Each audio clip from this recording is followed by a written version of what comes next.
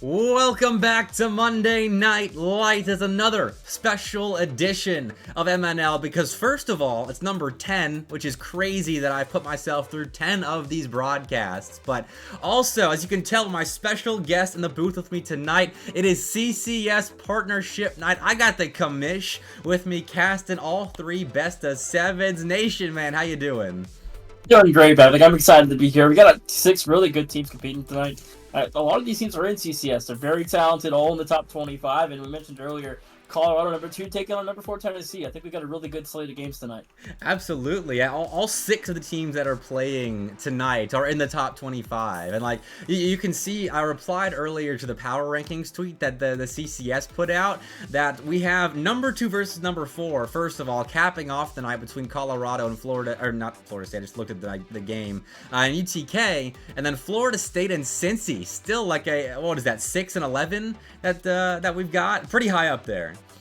Right, and you got number 20 and number 21, so a little bit of a, one slot matchup there, and I think it's going to be a heck of a night, a lot of fun for sure, and I'm excited to see how that Colorado-Tennessee game goes later tonight, because I got to watch Colorado play earlier this week, where they played against Utah, went to Game 5, heck of a series, and unfortunately, Yokes will not be here tonight, but again, Digo, they've been crazy with him. So I'm excited to see how the offense adapts to how Tennessee kind of plays the defensive style of play. I know, I was sad to see that Yokes wasn't playing tonight, but like when he went down, what was it, a finger injury last season, and then had the sub step up, Colorado was still a force to be reckoned with. Right. I mean, he had a right thumb fracture. He missed 2-3 weeks, and the original thought was he was going to miss the rest of the season, and then he came back for the conference tournament, and he lit it up. All right, well, we should be getting started here in just a second. Florida State and Cincinnati. FSU's been a staple of the CCS for the last 2 seasons, Season 3 and Season 2. And Cincinnati, I mean, they're joining this year, Nation, or not this year, this season. And they're in the top as well. Like, this should be a very close matchup of a classic CCS team made a run in Nationals in Season 2 against a newcomer in Cincy. Yeah, since he was here in the spring, in our Season 2, and they had a tough group and had a couple of close games not go their way and didn't make the championship tournament, but everything happens. Texas Tech was one of those teams that was right in the border and barely survived the 3rd place game to qualify in advance, and you were there for champs. It was a lot of fun, and I'm excited to see how this season goes with the 32 teams making the championship bracket. I think we're ready to go here. Oh, we absolutely are. And another thing I'm excited about, outside of all the CCS and SEL talk, I can't wait to cast with these new boost meters. I haven't done it yet because it came out last Tuesday. The update did, so I'm very eager, the Rocket League nerd in me, to see these boost meters all night long. So here we go, Nation. Monday Night Lights featuring CCS squads is underway. Yeah, I've seen a couple of different games with the boost meters. I think it's a W change. And a good shot there, but again, Florida State's defense, they were letting it a lot, even throughout CCS. I've seen a couple of SEL games and some show matches. Their defense is a force to be reckoned with. We saw it against Wichita State. That's how they beat them. They played a really solid, strong defense that kept Wichita State from scoring, and they win close games and they win low-scoring games. So you got to attack as much as you can if you're going to have a chance to beat FSU here. Oh yeah, Florida State is one of the scrappiest teams in like the CCS, the SEL. They just have insane team chem. And sometimes they'll play down to their opponents, but man, they can play up to their opponents as well. It's a reason they upset Wichita State, Syracuse playing them super close in playoff brackets. Like, this is a solid team, and Cincinnati as well, a solid team, showing off some team chem with some passing plays right in front of the FSU net, scoring our first goal here.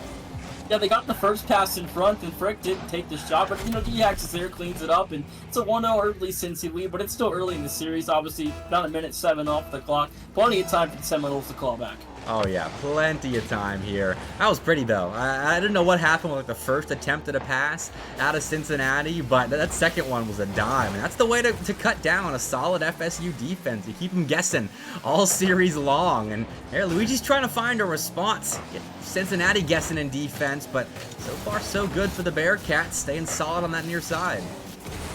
We're 90 seconds through, I think, for Cincy. They've had a good offensive showing early, obviously, but FSU, if they can lock down this defensive style like they like to go, I mean, Cincy's going to have a rough night when it comes to their offensive efficiency, especially if FSU is holding down the net, but it's a good Cincy start, Epic, in this offense. A new roster, it's a new form, and there's a lot of time to put together.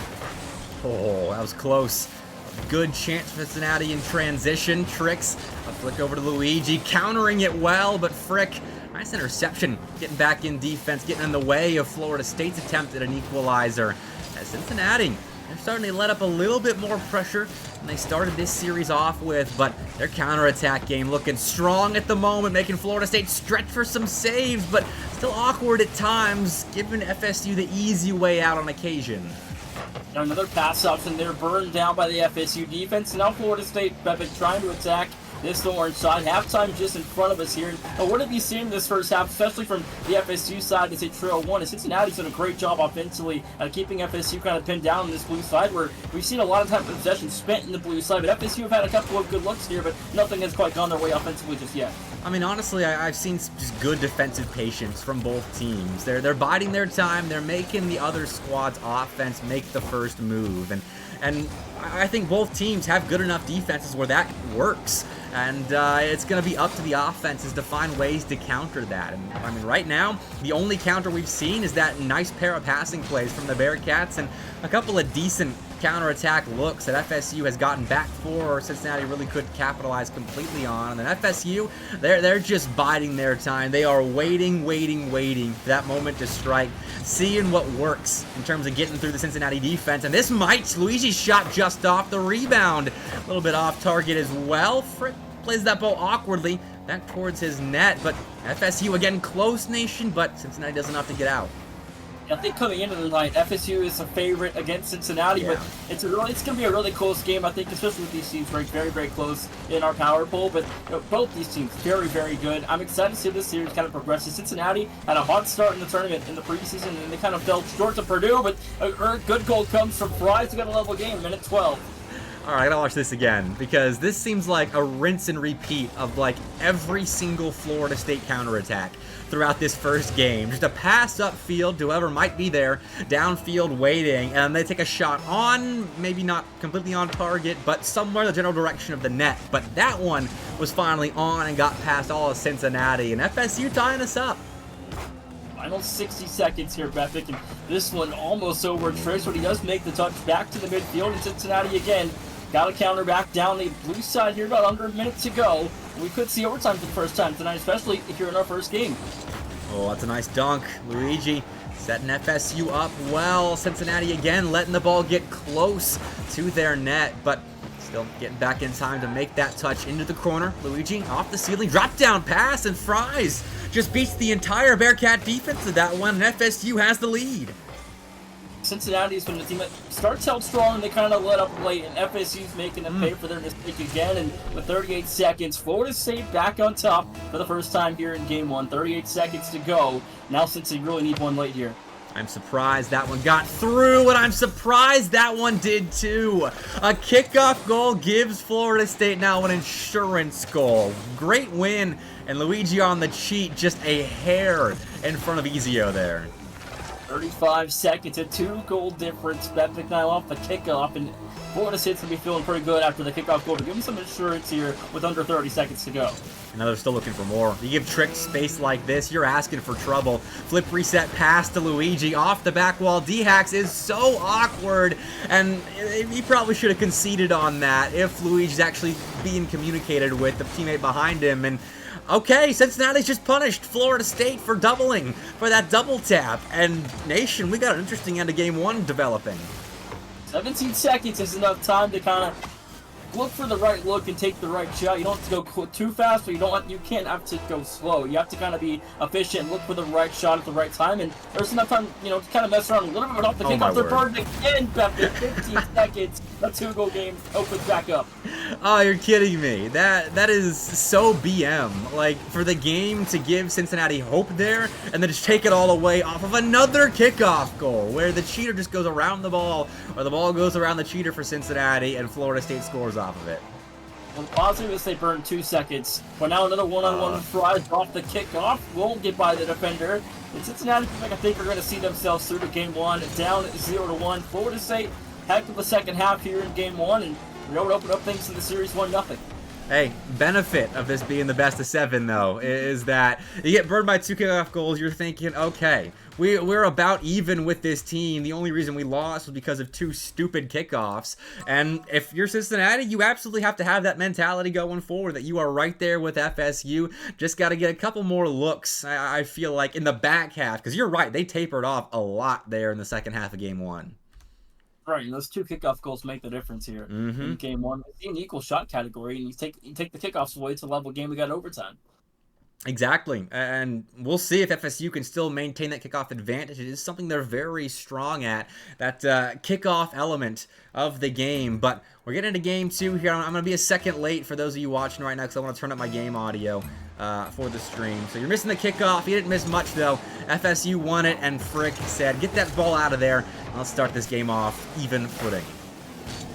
10 seconds already gone. Cincinnati looking for a better start here, Bepic, in Game 2. And unfortunately for them in Game 1, nothing kind of went their way in that second half. And it goes to, dividends here for FSU and how they adjusted to the offense. And Cincinnati tried to open things up with an open break off the rip there. 30 seconds gone. Fries on the board first. Look at how clean of an open net hit this was. Fries dinks it off the sidewall around the 3rd man committing, and then slots an open net shot. Like, that could have been a slow roller just on target and would have gone in. But no, he had to put that top right corner, tuck underneath the crossbar, and put FSU up with emphasis. 24 seconds off the clock. FSU looking for goal 2. Not sure this Frick demo will come through. No one in support. Bepic, and 30 seconds gone. Cincinnati trying to equalize quick here. A dunk in front of the box with no one home. For the Bearcats, time still going. Cincinnati, plenty of pressure on the blue side. And 2 back again for FSU. Fries has boost as well to get the Seminoles out of defense into a scoring opportunity, but it's Goomba stomp. So let's just steal that 100 in the Bearcats' corner and let his teammate do the setting up of the offense. First minute gone here. In front is D-Hacks. Redirect turned wide. Fries.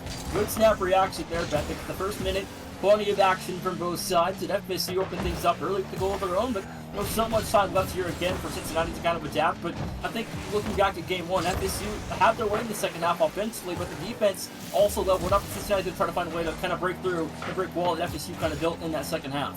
FSU's offensive control is, it's been given up a little bit compared to the dominance they were showing towards the end of Game 1. Just so they could be back for these transitions, which were honestly the biggest strength of the Bearcats' Game 1 offense, was getting opportunities in counterattack mode against an FSU that might have stretched themselves a bit thin, put too many resources in offense, but there's not anything left for FSU there as frickin' D-Hacks counter FSU with an equalizer here. They just got everyone kind of flopping there on their goal line.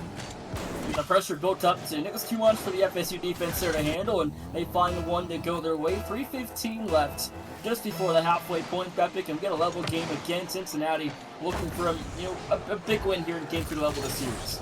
Oh, Frick has a little bit of space in the corner. Tricks, though, dunking his opponent into a half clearance, but a demo gives an opportunity to D-Hacks. He is stuffed by Tricks the last second. Still, Cincinnati looking for a go-ahead goal, and Easy-Yo has got it. Nice little cleanup play from outside the box, and just like that, the Bearcats are ahead. Another great passing play option in front of the box again. And we've seen it countless times now throughout this series. Cincinnati really trying to break down and find the holes in the FSU defense where they're looking for those quick 1-2 options. It's worth dividends so far, but still have this game to go. Cincinnati open up a nice lead here. Fries taking that ball across his own net. Easy-O, though, misses on that. I think he was looking for a pop-up up the side wall right there. Does a little to make up for it by interfering with the FSU clearance. Now Frick given a chance to double it. Used all his boosts to get back to that ball. Did end up making a shot on from it. Still, Cincinnati keeping their offense cooking. A nice contrast how they started out this game, too. 2.5 remaining here at the halftime. Just behind us, and it's a 2-1 lead at the half for the Bearcats, but plenty of time to go for FSU to crawl back again. But it's a second half team, it really seems like, Bepic, throughout this series at least. And there's still 2 minutes left, and they have a demo numbers advantage opportunity for our corner denied. And Frick, a big save for the Bearcats to keep this 1-1 score game. Nice near side rotation there from D-Hacks. Intercepts it, gets the ball to Frick. Sets up a beautiful 50-50. That Trix was ready for Luigi to lose there in the corner, and it turns into an equalizer for Florida State. What a read as the third man by Trix, getting that ball back to Luigi, who finds an advantage thanks to two Cincinnati Bearcats moving up with that play too soon. I didn't think Luigi was going to be able to get to that touch, and he actually did. He got a beautiful touch in front across the open center, and it panned out there for the goal to come through. And level game, minute 50, plenty of time now. This next goal very important from either side. Oh, Florida State. They're still kind of flexing that back nine merchant mentality. Come alive in the second half of the game. And here they're doing it to perfection. Found the tie ball game, and they're looking for that go-ahead third goal, but Cincinnati has found themselves an out. They found an easy O with zero boost, causing havoc on the Florida State goal line, but Luigi gets out of it, the bump attempts that is, and finds a half clear for his teammates to develop.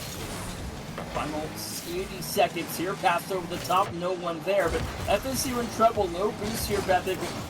Possession will still remain in for the Seminoles. Final 70 on the clock, and FSU looking to close it down in regulation again. Back in front, and a big save for the Bearcats to keep this one tied. Minute left to go. D-Hacks, good clear, but Fries is ready for it. Frick, though, counters Fries' counter with a counter, and Fries does the same. That's a miss in front of the goal line for Florida State, but they aren't punished. It's starting to look a little rickety at times in front of their net. FSU still finding a way to get out. Cincinnati, a couple opportunities to punish gone by the wayside, but at the very least, they are holding on to the ball well. Final 35, time beginning to tick down. Bepic here in regulation, reset for Fries, still in control, and it's taken away by D-Hacks. Pressure still in pursuit here. This one on target. Trix will bring home goal 3. You gotta be lightning fast to beat Trix to that kind of ball. Just immediately goes as soon as he knows that Frick has been cleared off the Cincinnati Bearcats goal line. Ezio stood no chances beating him to that ball, and now the Bearcats need to demonstrate some clutch in the final 30 seconds to avoid going down 0-2. To go. Cincinnati need one soon here. Time running down, pass in front, Fried, snapshot turned wide, 15 on the clock, and FSU still hammering shots on the orange net here. Frick around the corner, overshoots the ball, loses the 50 to Luigi. Fries, zero boost in the corner, trying to waste time, waste clock, and does well enough to make it hard for Cincinnati on 0 seconds, but still an opportunity to shoot and score, denied by Trix. FSU at the last moment taking game 2 as Cincinnati Nation there. I thought we were going to tie it up on 0 seconds.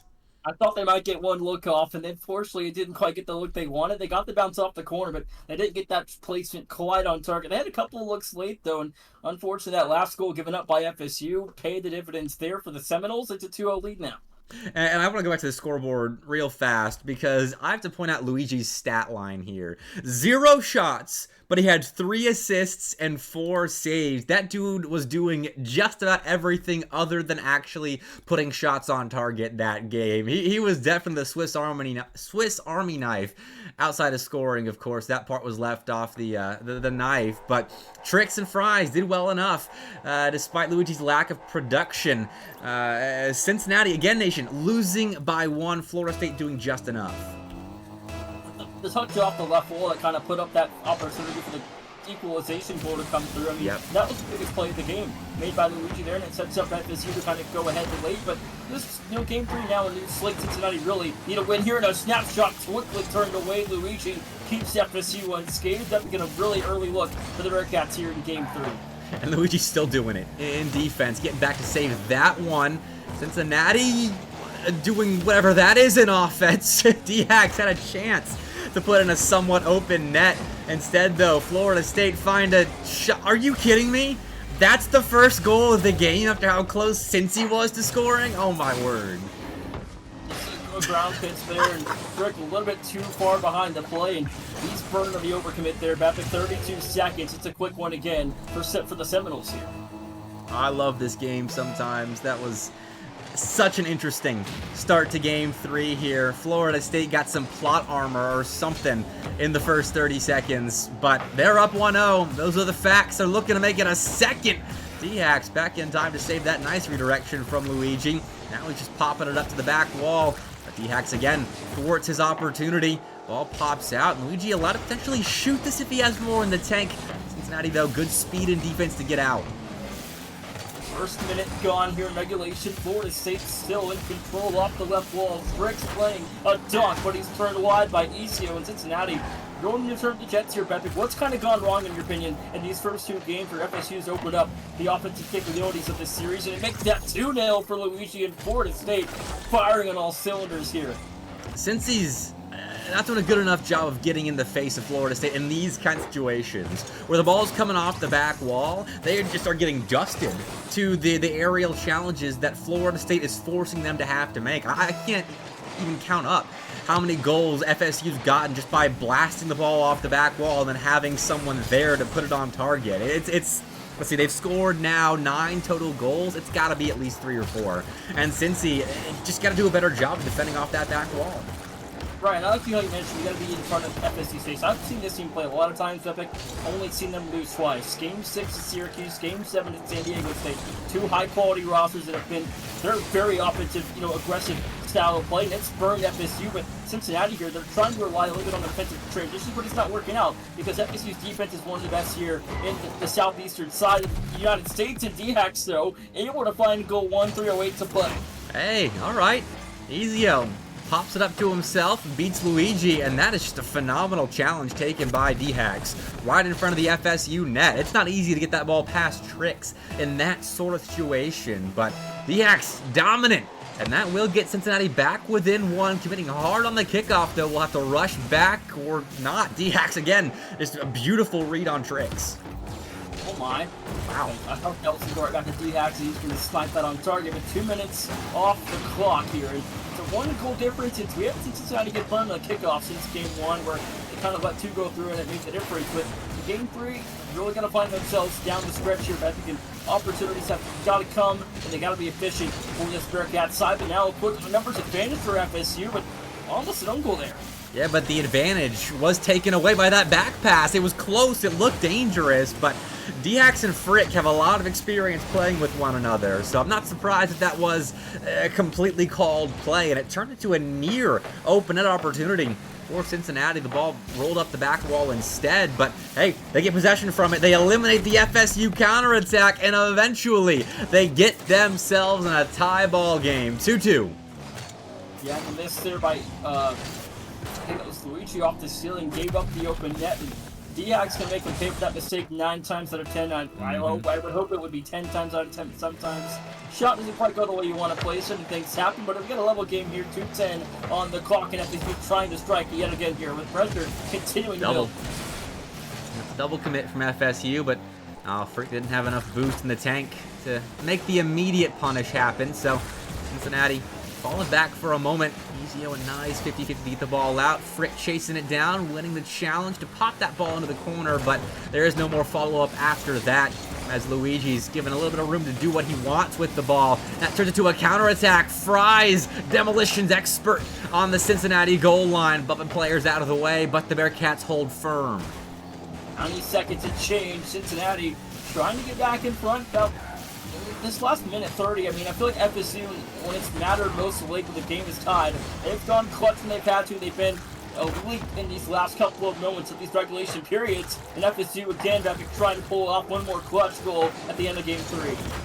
Luigi out to the side, playing it off that side wall, but that gives it up to DHAX, who has been an all-star this game for Cincinnati. Just kind of willing them forward here. Big fake.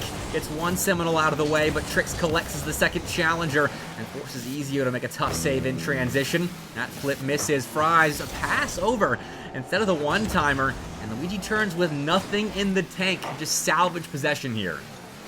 Yeah, Cincinnati has not led at any moment in the last minute of any of these games so far, and it goes to show how tough for Team FSU is to stay composed for 5 minutes in a game like this where lots on the line, and it's been awfully close, I'd say, but FSU's done a great job at adjusting late. They've been a second-half team tonight, and it's showed here in this third game and even throughout the course of the series. Oh, FSU has that clutch factor. They're no strangers to high-intensity moments in series and show matches and anything under the sun. These dudes just love playing Rocket League. and they know how to win. But right now, Cincinnati has the upper hand in the final 15 seconds. Ezio, though, turns around with 0 boost, gives up space to the Seminoles, and Frick turned upfield as well. Still did get back as FSU didn't put an immediate shot on target. Cincinnati trying to take advantage now of a Tricks miss. D-Hacks pokes the ball forward, but that ball is grounded, and we get overtime for the first time in this series. We've been scammed to OT 2 times tonight. Yeah. We saw late goals go through by FSU, and now we get an OT matchup here in Game 3, and it's anyone's game to win here. Cincinnati really need one soon, Epic, and this might be bad for Cincinnati. Numbers advantage for the Seminoles here, but the defense of Cincinnati's they've been complacent with how this series has kind of gone, but FSU's offense has been highly elite. High lethal and open break there, but the defense back in time. Communication. Frick calling Ezio off and now clearing the ball, putting a shot on and in. That just goes in. I have to see this again, how he got that shot off the sidewall here, because Trix was right there, and it does take a hop off of Trix's hood and a forced own goal to give Cincinnati their first game win of the series. Yeah, and the demo there gave it more power too, and it made the save even tougher, and it already was off the tip of the balance of Luigi Trix's card there, but Cincinnati get a much-needed victory there, Epic. It's a 2-1 series now, and Game 4, a 2-1 lead for the Seminoles. A good response, though. Cincinnati, like, their mentality throughout this series should be, like, these are one-goal games. They are right there with Florida State. There is no reason why they can't put together 4 wins of their own in the next, well, 3 wins now for them in the next at least 4 games. So we'll see what happens with them going forward, but that has got to feel good to come out on top of an overtime game as well. Finally taking one and avoiding that terrifying 0-3 deficit. But now, again, they have to do it 3 more times in this best-of-7 in the next potentially 3 games. Right, I mean, I think if you're Cincinnati, you look at it as a 1-goal game, but Christ, what just happened? An open break, and he burned the overcommit. I was watching Twitch chat for a second there. Ezio lays it off to the side. Frick is upfield, and that's just an interception from Fries. Had Cincinnati's transition offense completely read right there, and a gift given to the Seminoles here in the first 15. It's not a great look there. I mean, Cincinnati, you can't be doing that early, especially given this FSU side early. It's bad, but the Cincinnati, again, the offense, I feel like it's a low shooting kind of style of offense they play, but they've got to be efficient when you shoot a low amount of shots. But FSU still so much pressure. A 2-0 lead. Trix finds his first of Game 4. Well, Florida State does not appear happy with drop in the previous game. That is just a nice beat by Trix. D-Hacks was put in an awkward spot as a third man coming in out of offensive rotation and couldn't make the read. Quick counter from Florida State right there to nab themselves now a 2-goal lead. And Cincy, I mean, they came back from a 2-goal deficit, I think, in the last game, right? To force OT. So they can do it if they, well, they got plenty of time. So I think they just have to put their heads back on the grindstone and see what they can do again. Right, I mean, a lot of these games have been 2-0 FSU, and Cincinnati's kind of brought it back. I think Game 1, Cincinnati actually led 2-0, and FSU was trailing, and they brought it back late, and they went clutch late to win that game just before the overtime came through. But you know, it's the ebbs and flows of Rocket League, and sometimes that's how things go. And Cincinnati down 2-0 early, so a lot of clock left to go, and that one had to fall, I feel like, for the Bearcats side there, give them a chance. Yeah, I don't know about had to fall, but it definitely hurts seeing that go just a little bit off the post, because the pass was perfect right there. The shot was just a little bit off, and all right, they're kind of the same thing. Ezio gets a flip reset pass, and the shot just a little bit off, but it is setting up more possession for Cincinnati. Another opportunity there, and finally, it's a passing play that turns into a shot with just a little bit of extra spice as it's Frick's bump that allows that shot to go in. Yeah, I mean, I feel like if you're Cincinnati, you're playing against a really tough defense. But if you get anywhere close to scoring, it almost feels like you have to get it to go through the uprights and find yourself on the board with the small people that you're given. Because you got to be highly efficient if you're going to beat FSU. You're going to be in their face, attacking as much as you can. And I feel like FSU, they're not going to allow that many goals to come through. So, I mean, if you get close, you got to find your way to make it count. Fries a center ball. Luigi goes up for it despite Frick's presence on the near side. And it's not his fault that that ball goes in as Trix crept up too far as the third man here. I'm wondering if he moved in to try and play that in the corner. Seeing Luigi goes up for that, he doesn't back off in time. It's an open net, and just like that, we're tied. Another great overcommit. FSU burned Cincinnati earlier And the Cincinnati brings them back. We get a level game now within 3 minutes to go, and both teams exchange a little bit of mistakes here. Will attempt the demo comes through, but it's front bar put back. There's nowhere to be found, and Bryce, just in the nick of time, keeps this game level at 2 apiece. Okay, Frick, not a whole lot of boost here. 14 to get back to it, and he leaves it for his teammate. Good communication. Ezio says, or he's sent to go fetch that ball, rather. Florida State, though, winning it in the midfield. We'll get another opportunity to find a third goal, but right now we're just fighting for possession in the midfield. I think if Ezio went to that challenge a little bit quicker on that last possession, he had an opportunity to shoot. It could have been a very well goal for Cincinnati, but this one in front to finish is there. He makes up for the mistake. It's a 3-2 Bearcat lead. You mentioned it. Ezio play a little bit faster, and he is fast up to that ball. Frick setting it up for him, and FSU's defense normally very solid. We normally tout them at a very high level, but they let that one up a little bit easy. Right, I mean, now halftime behind in Cincinnati. Can they go clutch here? Double attempt from D-Hax on the finish there! Cincinnati, D-Hax has gone big. Oh, let's watch this one again. That is just all D-Hax. Gets it over Tricks and does a little 180 back into the ball to get his front bumper on it. Straight down and in. Ooh, that is a great example of what Cincy can do with their mechanics. Beautiful play there. Good car control, good realization of where the ball is at. And, they read the play again. Given it's maybe D-Hax again for 2. Reset under the first. Almost a chance to go past the second. Put back. No one there. And FSU still down by 2. But Cincinnati, they were down 0-2. They've had 4 unanswered. Oh, that's true. I forgot about that. Like, we've seen so much since he's scoring. I forgot that they were down by 2 goals like about 2 minutes ago or so. And now they're probably scoring another one if Fry doesn't make a good read on that near post. Now Florida State, I mean, they're being put through the ringer at the moment in defense, having an off game, it seems. Yeah, you give up 4 unanswered. That's kind of uncalled for FSU. I mean, they play close games, sure, but they're low scoring. You don't really see teams score more than 4 times or 5 or so. But Cincinnati did a heck of a job, and the adjustment made in the last game and this one, I feel like it's a big adjustment here. But Cincinnati, again, it's working out. Oh, no. We saw 2 Florida State players go for that, and no one gets in the way of the shot. I mean, D-Hack's a nice beat right there, but Fry stays on the back wall, just doesn't flip for that ball. I think leaving it for his teammate going off the ground. Cincy's just playing too fast for FSU to keep up with at the moment. That is a mistake that FSU really only makes when they're being pushed at a high pace. Right, I mean, with a minute 20 to go now, is this really kind of a turn in the series topic? I mean, it's a blowout now for Cincinnati, 5-2. Of course, still 70 left. I mean, this could be a big turning point going into the last 3 games of this series with the 2-2 series. I mean, I don't know for sure if this is a turning point. Knowing Florida State, I think they'll adjust just fine to Cincinnati and the upped level of speed that it feels like the Bearcats are playing with. But I don't think Florida State takes a blowout loss like this too hard. Like I said, these guys are very experienced. They're all 3 seniors, I'm fairly certain. So they're vets of the game. I think they'll be all right. Yeah, you are correct. All 3 are seniors, unfortunately. This will be their last rodeo here in the SCL and CCS this season. They've been a lot of fun to watch over this last semester, but Luigi, hold on, the Seminoles not done with the fight yet.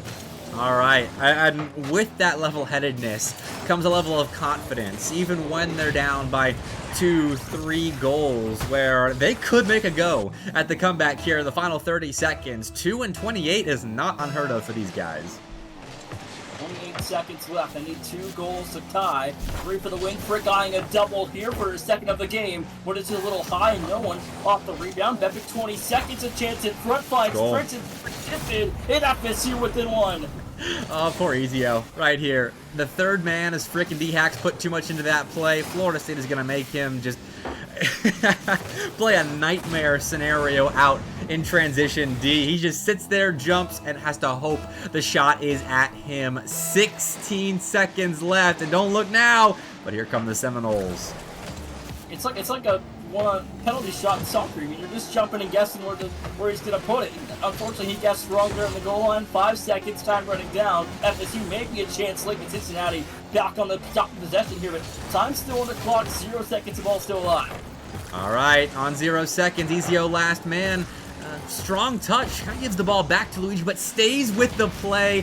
Frick follows it up with a demo, and that is game 4 going Cincinnati's way. But Florida State Nation got a little bit of momentum, I feel, back at the end of that game. Right, but Cincinnati again, 5 unanswered is unheard of against FSU here. I mean, they were down 0-2 with, like, I don't know, minute 30, and then Cincinnati went insane. You see the double from D-Hacks, the double from ECO. I mean, it was just the offensive efficiency just leveled up immensely there in that 4th game, tying this series at 2, and all of a sudden it kind of felt like at the start, okay, like FSU's going to have their way with this one, but Cincinnati, they've stormed back. Yeah, though seeing Joe Bro in chat, I have to comment, I don't know if 5 unanswered goals is completely unheard of when it comes to SCL teams, and maybe potentially having 5-goal leads that they drop in a game, but I only say that to rib Joe Bro. That is something that, especially against the defense of FSU's caliber, you don't expect to see. But that tells you just how good the Bearcats can be in offense.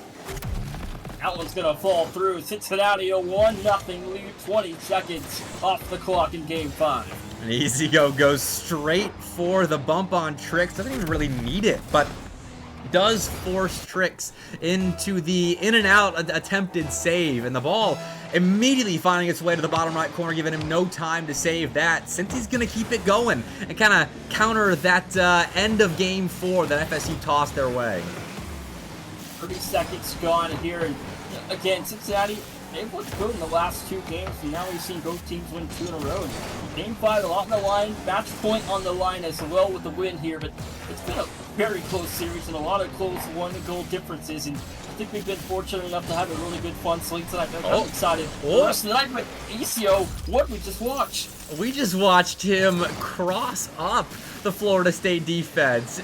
Beats Fries right here, and Tricks drives up, has the ball poked around him, and isn't back in time to stop Ezio's shot. Oh, Ezio with a little sauce right there. I mean, he's toying with the defender. I mean, Cincinnati just, the offense is leveled up. I mean, FSU didn't even know what hit them after Game 2. And now down by 2 goals. We'll see if they can make a comeback happen. After seeing what they did at the end of Game 4, I'm not counting them out by any stretch, but they gotta solidify in defense right now. Their transition ball is not on at the moment. That is, their transition defense is not on at the moment. They can still hit like that. Right, I mean, a little bit of a castle curse there in the transition attack. It actually worked out that time, but a minute 13, it's a 1-goal difference. Plenty of clock left still for FSU to pull things together here, but for Cincinnati, I mean, I just feel like the morale of this team truly has been boosted by the recent success of the offense. They've gone to find more opportunities, but FSU, they've kind of been pinned down a lot more than they're probably used to in a series of this, but they probably expect to have their way.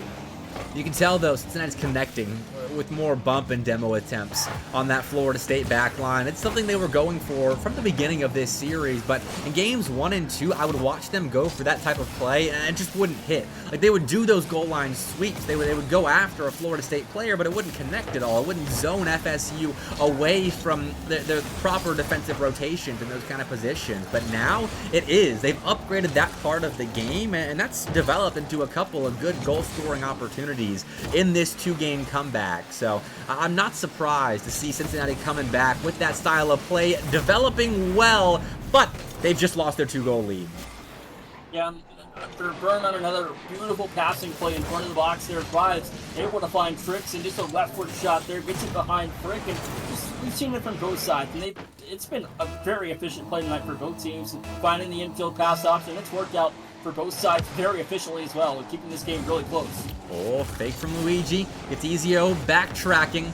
That pass intercepted by Ezio. A nice read in defense. He's kind of been the main third man for this Cincinnati Bearcats back line, especially in transition defense. But for the most part, has performed admirably against a Florida State team that knows how to punish awkward third players. And here, he's upfield trying to do the same to FSU.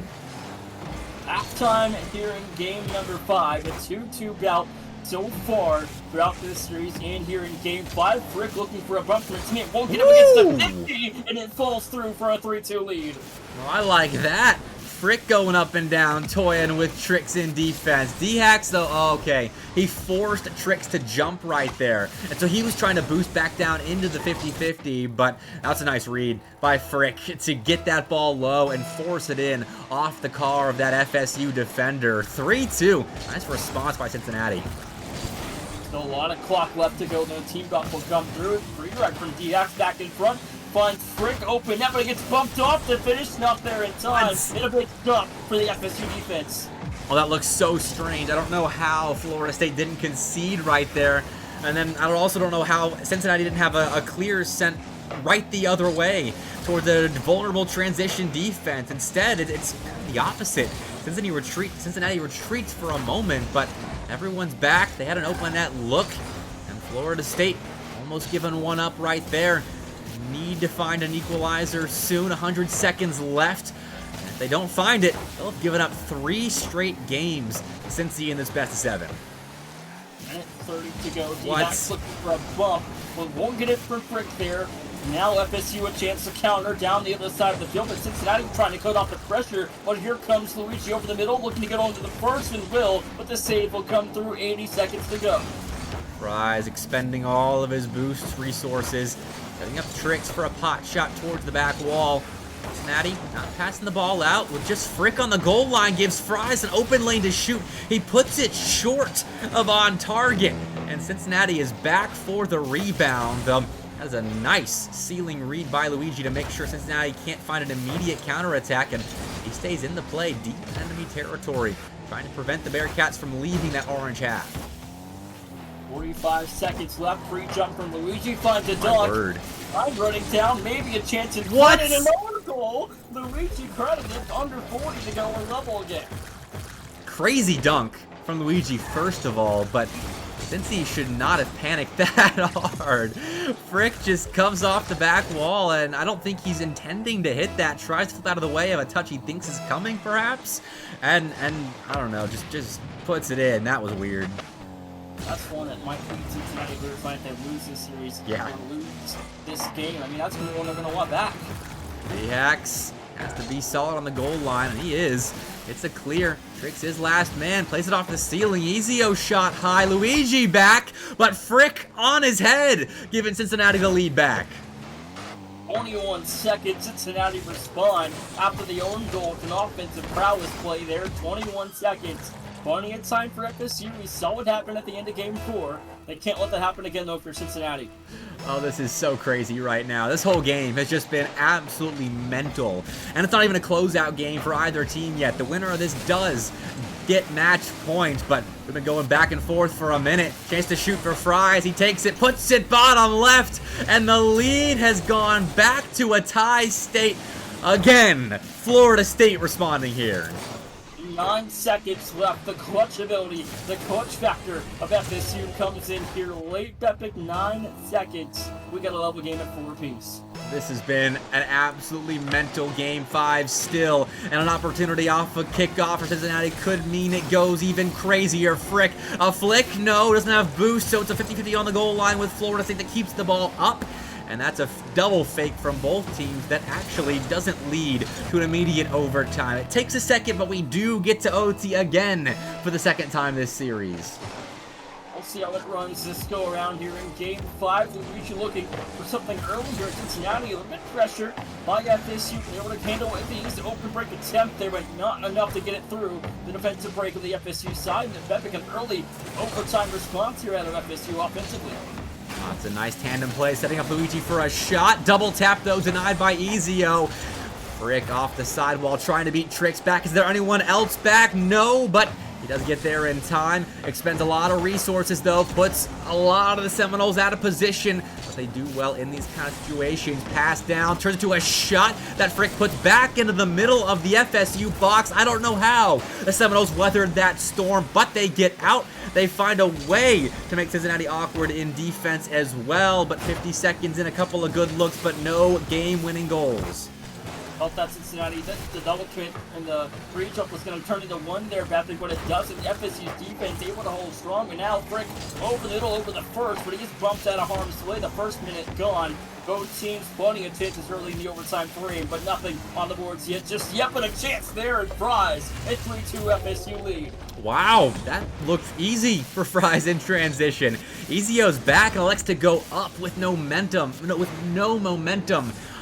Up for that ball, and that gives Fries an open shooting lane as the other two Bearcats weren't back in time to cover the goal line. FSU take advantage of an open opportunity in transition, and they win a hectic Game 5. Yeah, I kind of thought late there, since he's going to take Game 5 and go up on match point here and kind of put forward a Salem upset alert, but FSU get the job done late. 3-2 Seminole lead as we head to Game 6. Look at that, 11 shots to 12 in Game 5. The offenses were cooking, and Fries was as well. A hat trick for him in Game 5 to stop the series bleeding for Florida State. Since he rattled off 2 straight games, just like FSU did to open up the series, and Florida State had enough of that. But it took overtime, nation, which means this is still a tight one for Cincinnati. They are very much in a potential situation to force Game 7, especially now that they have found first blood. 10 seconds to a good start for the Bearcats here, and Cincinnati on the board quickly, and ECO gets the scoring started 9 seconds off. Okay. 9 seconds in, and we're still scoring. I don't think that the chaos has left the veins of both of these teams just yet. They want to keep the scoring going. Frick! A light 50-50, inviting anyone from his team to move in and score that ball, but no one did. They bide their time. They played a possession game. Cincinnati does, and they will keep possession for now. Trix and Luigi both on 0 boost, both beaten by Frick right there. And Cincinnati hold on to the ball for now.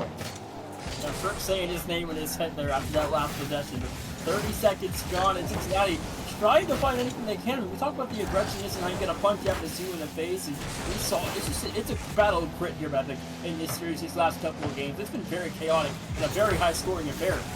It feels like the battle of two teams that are playing shootout Rocket League. Last to score wins. And that was the case, obviously, in the last game with the OT, with how many times the lead has changed hands in this series. It really does feel like a game or a series of just straight-up playmaking. Who can make that last best move to get through the defense and get your team a goal? It shows you, I think, at the end of this series, who has the most ice, who has the most playmaking ability between FSU and Cincinnati. 3.5 to go, Cincinnati. We've got to hold on to this lead. I think we go 7. Now, redirect on target, a beautiful shot there, but Trix keeps this one at harm's way there, and Cincinnati's still looking for goal number 2, but I feel like this is going to go 7. I mean, FSU saw what Cincinnati has done a great job. I mean, it feels like we're deserving of a Game 7 series, but with us going so back and forth so often in this one, I think it's like 50-50, honestly, between Cincinnati and FSU right here. That last game win is so massive. It gives Florida such an advantage in Game 6 because it's 50-50 rather than Cincinnati having all of the momentum going forward. Because I take a coin flip, honestly, than giving Cincinnati an advantage in Game 6. But we'll see what happens. It's only a 1-goal game. FSU, what can they do for us here as Cincy has them on the ropes, but they're just off with that passing play. Out time, about 5 seconds away into change, and Cincinnati's still looking for that second goal for insurance that we put Florida State's defense. Pack up a job keeping it a 1-score affair, but FSU's offense got to turn up the jets here a little bit late. We're going to go clutch and get this game back to equilibrium, but this clock's going to run out fast in the FSU offense compared to Cincinnati trying to run this clock, but I feel like it's going to go slow for them. Yeah, well, we'll see. It will take a lot to get this clock to triple zeros, especially with the offensive prowess of Florida State, but we haven't gotten to see much of it because Cincinnati has done such a good job controlling possession in this Game 6 after they found that opening goal. Florida State is having to work for every touch on the ball, every attempt on the Cincinnati net. That counts as one, but D-Hacks is back for the save. Back this time for a shot that fries stomachs. Ezio keeps the ball in play for Cincy, but all 3 orange cars are on the FSU goal line, and Cincinnati inexplicably overcommitting in offense, giving FSU an easy first goal. can't do that this late in the game. You're going to get burned 9 times out of 10, and Florida State turn it into 1 minute 44 to play a 1-1 game. Oh, that's rough. That is really rough to see. Cincinnati pushing up just a little bit too far, and Florida State, a freebie after everything seemed earned up until that point. And now Frick's just going to get a goal off the back of a weird 50-50. So I guess we kind of countered each other with free goals. It's another one of those kind of 50-50s. You're not quite sure what happened, but not quite sure where the angle came from. But it works out for Cincinnati to lead back in front. 99 seconds, just under 100 to go. And UC trying to get this to game 7. Oh, Fry's beaten by Frick, and that's 2 for him in a span of about 5 seconds. D-Hack sets it up, and Fry's turned up field instead of back towards net, and that is a nicely placed ball by Frick first of all, but another kind of freebie given up by FSU. Minute 35. Time running down now in FSU. Cincinnati trying to get this to 7, but the offense still firing at all cylinders. Late third, but FSU looking for something quick to get this within 1, with time still in the clock. We've seen what's happened the last couple of games. They have scored some very late goals to keep this series within reach. Frick zoning D-Hacks off the ball. Nice read from the Bearcat. It's Florida State holding on just a moment before their offense gets started. 20 boost in the tank. Frick out of the play. Ball coming off the back wall, Cincinnati, and again, missed, awkward play. It could have left the net exposed, but Ezio is back in time as the third man, and now D-Hacks gets a good touch on that one to make sure Cincinnati actually clears the zone this time. 48 seconds, time running down fast on the Seminoles here. They really need one to come their way soon, and they get a demo off Frick, with FSU still looking for the second goal, but this clock epic not against, or sorry, it is against them here, as it's running very quickly. This one off the mark, put back, a no-one home, and Cincinnati clear with these.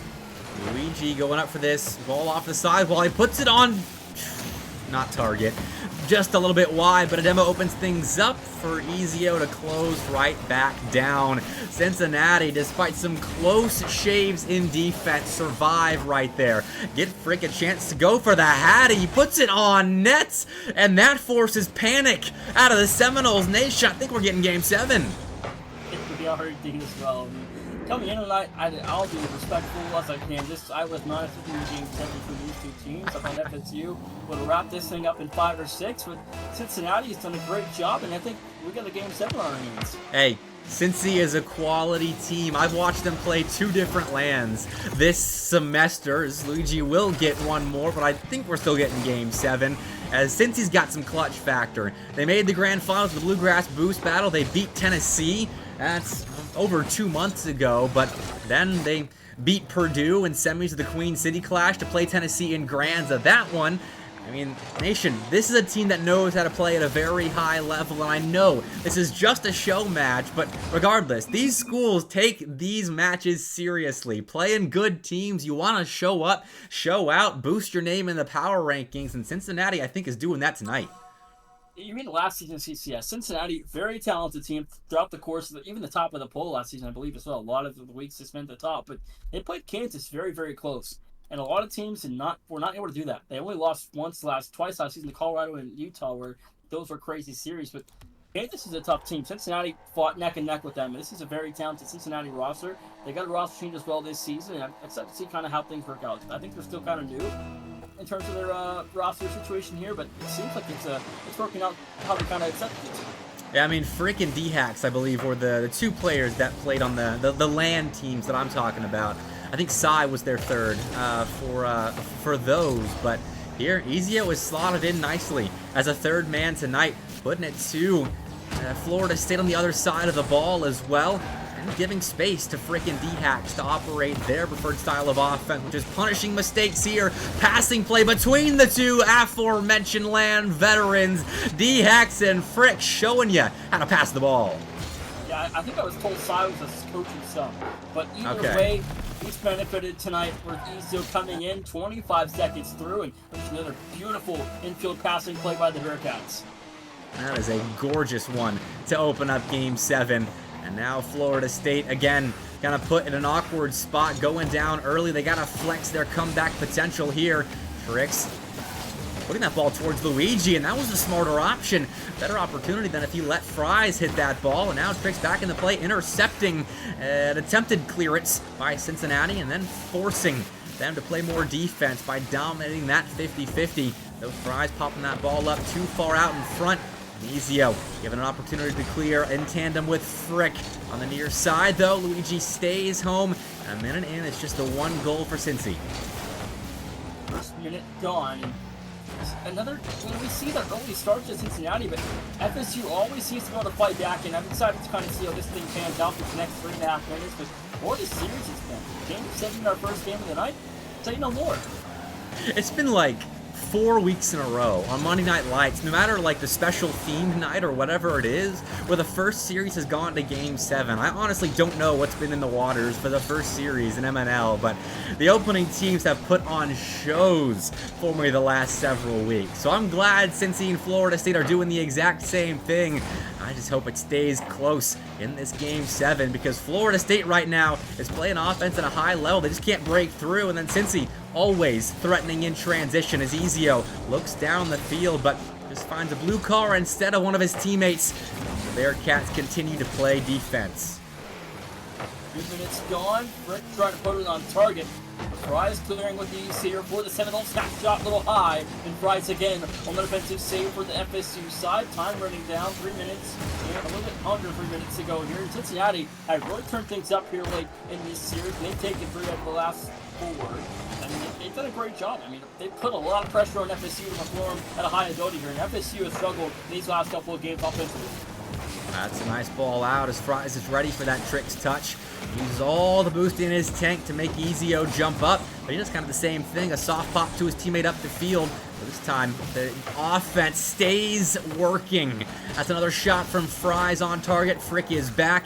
In transition, Cincinnati will see what they can do. It's nothing as Luigi collects, fakes the last man back. Is there anyone for the finishing touch there? No! Florida State, a great opportunity missed, and now it's open the other way. Ezio slots it, and Cincinnati's up by 2 with 2 minutes left to play. And you see what a turnaround in this series, and Ezio and Frick off the overcommit. It seems like several times now we've seen both teams burned by triple commits on the other side of the field. And even last game, we saw a late overcommit by Cincinnati get immediately punished. Kickoff now Fries one-on-one. Can't get anything on a look there, but FSU now that they really need one in the next minute or so to give them a chance late with about a minute left to go. They could use one of those kickoff goals. It seemed like they were getting gobs of earlier in this series, but right now they've lost the kickoff to Cincy, who have another opportunity to score, and Frick is going to place that ball perfectly. 3-0 Bearcats. I know the comeback potential is there for FSU, but my oh my nation, are they in a tough spot. A little bit of a 360-degree turn there before the shot, but a 3-0 lead, 104 seconds left. It's a good kickoff, but it heads right into the outstretched arms of Frick. Who's going to 50-50 Luigi and giving himself another opportunity. D-Hacks won't fake Fries, he stays home, but a strong touch gives Ezio an opportunity to play that ball into the corner. Tricks following this ball up with no boost, so he won't follow it up at all. Cincinnati, it seems at every front, is beating Florida State to the ball. That's another good clear, making Tricks turn around and race back. And this is just tough Rocket League for Florida State to play, as Cincinnati, it feels like every 50-50 is like a 70-30 in favor of the Bearcats. This first minute, minute left to go, 4 minutes behind us. Florida State, if they've ever gone to clutch before, any more than this, it's got to come now. They need 3 in the next minute. D-Hacks over the middle, nothing there. Now Florida State got to attack. Down on the counter-attack here, and then one-on-one, Ezio shot turned wide on the save there with the shot from Fries. Wonderful touch by Ezio, and frickin' D-Hacks follow it up nicely, though. Tricks fast to that one, drops it down, and that's in! A little teardrop shot from Tricks out of the sky gives Florida State a little bit of life with 40 seconds to play.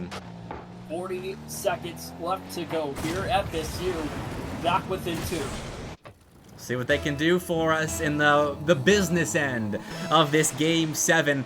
Down by a pair, the kickoff is won. Luigi has plenty of boost, challenged immediately though by Frick. He finds his teammate on the side wall and is now back for this. Fries pass to Luigi. Made it a little dangerous, but Frick does get back for the save, his third of Game 7. FSU throwing everything at the net of Cincinnati, but D-Hacks making one last-ditch effort to get to that ball, and it's enough. Though it's still scary, FSU still looming. They've closed the gap. They've made it one. Cincinnati, watch out. With how much pressure they had, and feel like they were going to get one eventually. Now they will. 14 seconds. Plenty of time, as they say. All right, the kickoff again needs to go Florida State's way. They are really having a go this comeback. Trix has won the kickoff. He should have some space. Hits it hard off the back. Well, that's a miss, and Fries is there. Cincinnati capitulates in defense, and we're tied. 9 seconds, and the Seminoles back to equilibrium here with the Bearcats with under 10 to go. Overtime in Game 7, say no more. Here we go again. Florida State needs this kickoff to go their way if they want to win it in regulation. Tricks off the side while Luigi's there. He zones off the defense. Ball straight up though. D-Hacks shot on with 0 seconds to play. Fries saves it, pops it up. Frick now off the side wall. Nothing. Overtime in Game 7. Let's keep this series cooking a little longer. Overtime, here we go. Show match victory on the line. Cincinnati, Florida State. It's been a heck of a series, and one more goal will decide the fate. Oh, Fries misread that free jump. Luigi's been demoed. Frick a pinch out, stuffed by Trix. Fries now setting it up for Trix there in the corner, but D-Hacks wins the 50-50. No boost to follow up, though, so it's a neutral challenge there. Cincinnati playing all kinds of defense, but they're keeping it on the sideline and in the corners. That ball leaks center. Who's back? Luigi is. He fake challenges D-Hacks, and Florida State giving us all a chance to breathe. Trade, quick 2-on-2 in the midfield. Over the first is Isio. Cincinnati trying to apply pressure here early. D-Hacks back in front. Good demo. Demo on the blue net there, and it saves the goal from occurring. We're still tied at 3 apiece. Oh, Luigi sets up Fries for a shot. He pops it up to himself, drops it down for Trix for the winner. It's off the bar. It stays out, but Frick's low on boost. He needs D-Hacks' help to get that ball out to the side, so Florida State is in a real advantageous position right now, but Frick collects the corner, contests Luigi, but is beaten. D-Hacks out to the side. Is there any Seminole there to pressure Ezio? No, he gets it out. He gets it center, but Fries is back in time. Frick just trying to salvage possession for the Bearcats, but he can't get it. So we see a fight for possession in the midfield develop, and it looks like Cincy on top for now. 30 into the overtime frame. Cincinnati now. Both teams have a beautiful chance in the overtime frame here to find themselves a game-winning goal, but both teams have come up clutch on this save on their goal line. Almost 2 minutes through overtime so far. Barrages of attacks on both sides, still nothing has gone the way of the goal just yet here for either side. Luigi's low on boost, so all he can do is hit that ball once. D-Hacks collects. Oh, again, he's low in the boost department as well. It seems everyone's struggling for the funds, especially Luigi and Fries. You can see very low on the goal line, so that strong bomb of a clear was much needed. There's now a chance to win it for Fries. He drops it down. Ezio, though, a big save. Now trying to win it in transition. He is stopped by Luigi, but that touch from Frick sets up more offense from Cincinnati. That Trix will take away. Looks to get it over Ezio's head, but he can't do it. The third man, stupendous in transition for Cincinnati. That could be in. It's not, though. Trix a soft nudge to keep us playing in Game 7 OT. Another half of overtime played here. 2:40 on the clock. Cincinnati trying to build a counterattack here down the field. Demo comes through. Clear will be made the other way. Cincinnati trying to maintain possession, but Florida State still on the defensive end. Snap shot a little wide. Cincinnati still a 3-on-3 with 3 minutes on the clock.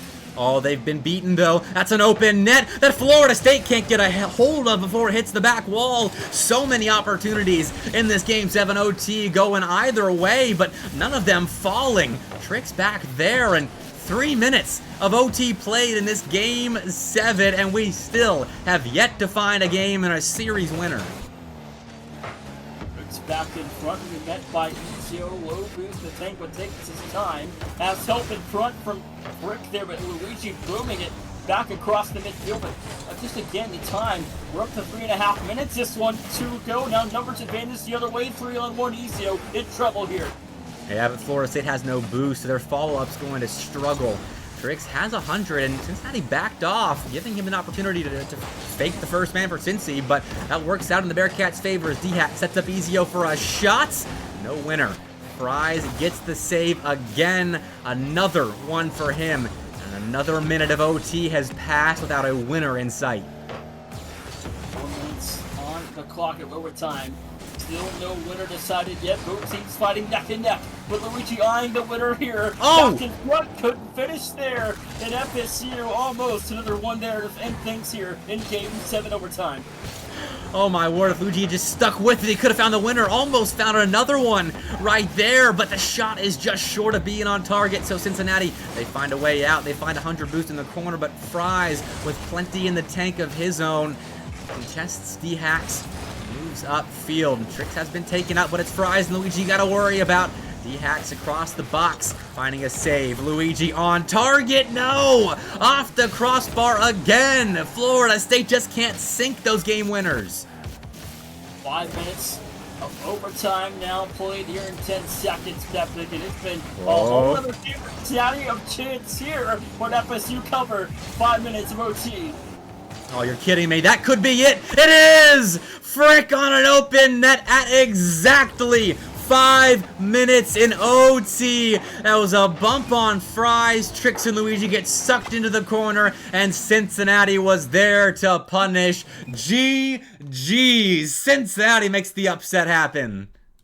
What a series. Cincinnati turned things around in the second half of that series. FSU really opened things up early, made Cincinnati pay for mistakes in that first couple of games, and put up a heck of a fight late down the stretch. And Cincinnati, after a 5-minute overtime, win it here in Game 7. And that was only the first series of Monday Night Lights of the evening. We got Texas Tech and UNC Charlotte coming up on the other side of the break. And I got to throw it to a quick break because I got to fill up my water. I went through all of that as that series took up the full hour and then some. So Nation and I will be right back with Monday Night Lights featuring CCS show matches. Stay tuned, because if that's the first series, I don't even know what the next two are going to bring us. We'll be back.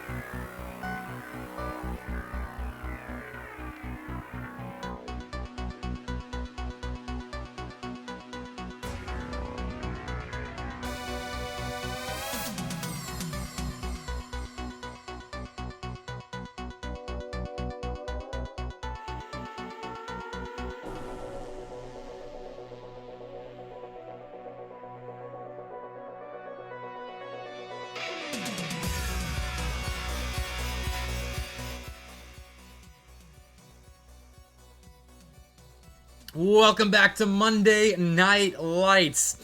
We had a heater of a first series between Cincinnati and Florida State, and we get to turn right around and go into what should be on paper another super close series, nation. We got Texas Tech against UNC Charlotte playing with Mikel instead of Coolio Plutio, so this should be a really good one.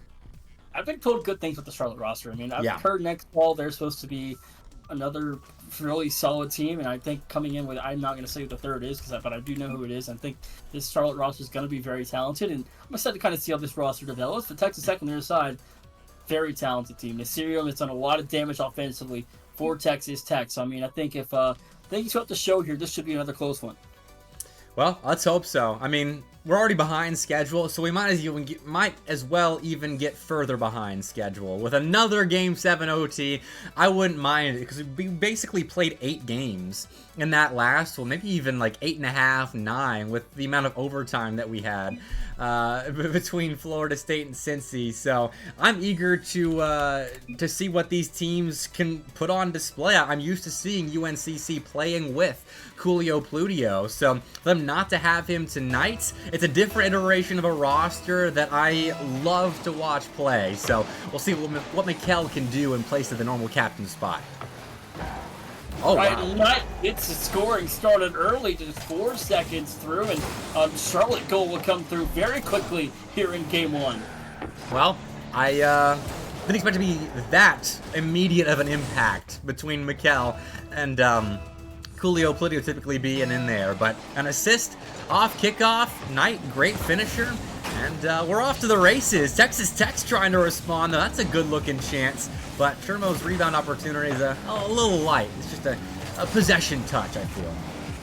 Yeah, I will say in collegiate D1 esports, Texas Tech is some of the best fans in Division 1 esports on the collegiate side of things. Their fans are wild, their fans are crazy, their fans are hecka supportive of this very talented team, and I think they've got a great team to support, get behind, and Charlotte as well. They've got good fans. This is a very talented team. Big man, a heck of a great coach. They're very well coached. This is going to be a great series. I'm excited to see how it pans out. Well, Texas Tech is certainly biting back after giving up that first goal. Nice little passing play that set up Shermo.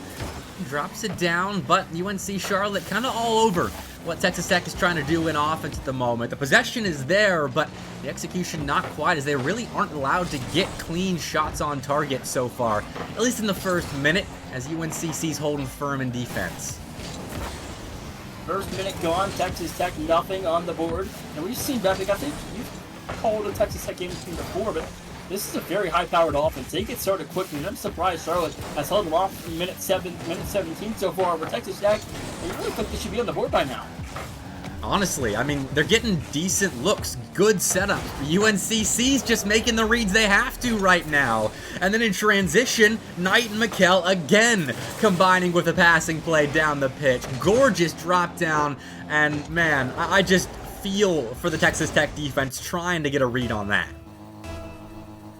3.5 to go, a 2-0 Niners Esports lead at the end of the first 90 seconds of game numero uno here in our second game on Monday Night Lights. Skeptic and Texas Tech, the offense still trying to heat things up here, but Charlotte's defense, a great job so far. And with the addition of Mikkel, I mean, it's going to be scary how good this team's going to be in the fall. Absolutely. Mikkel looks speedy so far, but Knight's been bumped off the goal line, and Mikkel isn't fast enough to get a read on that. Beautifully executed play by Texas Tech. They've just been looking for that kind of opening throughout the first couple of minutes, and it is a full team effort to get themselves on the board. 2 minutes almost gone and some change, and I think it's a good start from Charlotte. How far can this Charlotte team take Texas Tech defensively in this series? For the offense of Texas Tech is the biggest key factor in this series, and how much Charlotte can hold them off defensively in this game. I mean, it's been, I've seen Texas Tech play a ton of times in Charlotte, both these teams. I mean, it's two completely different play styles that are going to clash and create a heck of a series here. I think it's going to be back and forth, pretty close. I think another kind of FSU Cincinnati style of a series that we have on our hands here. I hope so. I'm in for that kind of series again. I got my my snacks in between games, so I am here if this series wants to go the distance. I got a bag of cookies right next to me just in case I need something to substitute popcorn, which I don't think I can get up and make in time. But if we're here for entertainment, then I'm prepared. I mean, these players are cooking, so never yeah, say never on popcorn. I mean, 2:15 to go here, halftime just behind in this first game, and Texas Tech cut the lead in half, and Charlotte trying to attack for a third. 2 minutes on the clock to go. Shermo's going to pop that ball up for himself. Knight contests it. The challenge game of UNC Charlotte is a big reason why their defense has been so good so far in game one. But right there, it kind of fails them. And they need some goal line D to bail them out of the situation. Lazy provides it. Now chasing down the pitch as well, making things awkward for Texas Tech. Mikkel in, the ball across the box, sets up Lazy eventually, as UNCC has to struggle for possession against Texas Tech, whose speed is starting to match the Niners. Minute 30 left to go on the regulation period. Texas Tech still trail one, as Charlotte's done a great job. I mean, they've applied a lot of pressure to Texas Tech, forcing them to stay back in the blue side, or not being able to extend where they're normally able to apply a lot of offensive pressure. But this defense has been battle tested in this first game so far. But plenty of time left, about 70 seconds and some change. So they don't have to panic just yet after Texas Tech in this game so far. No, absolutely not. Though you do have to find a way to break out of defense and stay out of defense like you were at the beginning of this game, because UNCC seriously flipped the field. But if you got Chermo applying that kind of offensive pressure in transition, then maybe you're going to be all right. With 60 seconds left, Texas Tech has to start executing an offense just a little bit better, as UNCC are really putting the screws on that blue side of the pitch.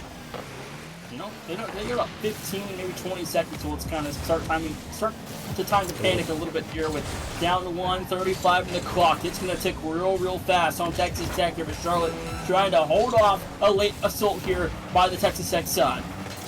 Right off the ceiling, held off that attack successfully. Mikkel beaten over the top though. Shermo moves in, doubles it. I think it's just short of being on frame. Would have hit the near post. There wasn't a defender on it. UNCC double commits off that near side, but Shermo has no boost, and he was the player kind of spying the UNCC defense, and Charlotte ends up getting a goal off the back of a double commit off their back wall. Texas Tech made a meal of that one. 4 seconds, and Charlotte's lead extends to 2. I think it's going to be the nail in the coffin for game 1. Yeah, I'm thinking so as well, unless Texas Tech can really pull a rabbit out of a hat here in the waning moments of game 1, but as we saw in our first series, Nation, that game 1, even that game 2, doesn't exactly tell you who's going to end up winning the series, but UNCC sure do look good after the first. That they do. I mean, Mikkel, I just look next fall with the new third with Coolio's the only one graduating, correct me if I'm wrong? He's actually staying, and knowing Coolio, this could have been a joke, but he said he failed some classes, so he's actually staying an extra semester and graduating in the fall. He told me that too. Okay. I was thinking, I remember him telling me something about failing a class, but I think this Charlotte roster's got a long kind of journey ahead of them when it comes to the roster, figuring things out. I think they're going to be a really talented team next throughout the course of the summer and into the fall. And Texas Tech as well. I mean, Mysterio, very talented. I think if he can kind of open up the holes for Vanderbilt and Sherman to kind of help out offensively, this should be a really long series in Texas Tech. The same thing with Charlotte. It's kind of an even battle here. It is so far. I think the only thing that really burned Texas Tech throughout that game one was their transition defense. They were kind of struggling. Nasirium was caught a couple of times as the last man back in a 2v1. I think that was how Charlotte got their first 2 goals. And then TTU just overextended and gave up that last one for free at the end of game one. So if they can fix getting back in defense properly, then they very easily could turn this right around on UNCC and make it very much even series. But we'll see what happens. UNCC's got to let up a little bit in defense because they were playing kind of lights out on the back line outside of their double commit moment. So game 2 underway, and it's going to be a period of adjustments for TTU especially. For sure. Now Charlotte trying to play defense early in Texas Tech, trying to find their first goal here in game 2. Bramble shot fired over the last defender in Texas Tech. Their first lead here in the second game of our second series of the night. Mikkel flipped before Bramble even touched that. So I don't know if he was trying to block that. Didn't have the read either way, but what a touch from Bramble to get that past UNCC. Made him look a little foolish there in transition. So there we go. Maybe those are the adjustments for Texas Tech. Just play phenomenal offense, and you can finally get to that 9er D. Right, I mean, now Texas Tech, we're playing with the lead numbers advantage here for the Red Raiders of Texas Tech down in Lubbock, Texas, and Charlotte over in South Carolina. So, I mean, it's a pretty long distance between the two schools, but 2 very solid programs when it comes to esports, and it should be a long series, I think, for both these sides, obviously, but I think Texas Tech, the favorite, but Charlotte applying a lot of pressure early here to the Red Raiders. Yeah, it's close. I don't know coming into this, like, when we were looking for a replacement earlier, well, we had a team that wasn't able to play Texas Tech originally due to some miscommunications on my part, and so UNCC was a fill-in, and I was looking for a team that was just, like, comparable at any rate to Texas Tech, but UNCC is a really good matchup for TTU, and it shows so far. I mean, game 1 was super close despite the 2-goal margin of victory for UNCC, and here Texas Tech is making adjustments and forcing UNCC to work very hard for their opportunities. This has been a treat of a series so far, and if Texas Tech can keep playing offense like this, it could keep going back and forth.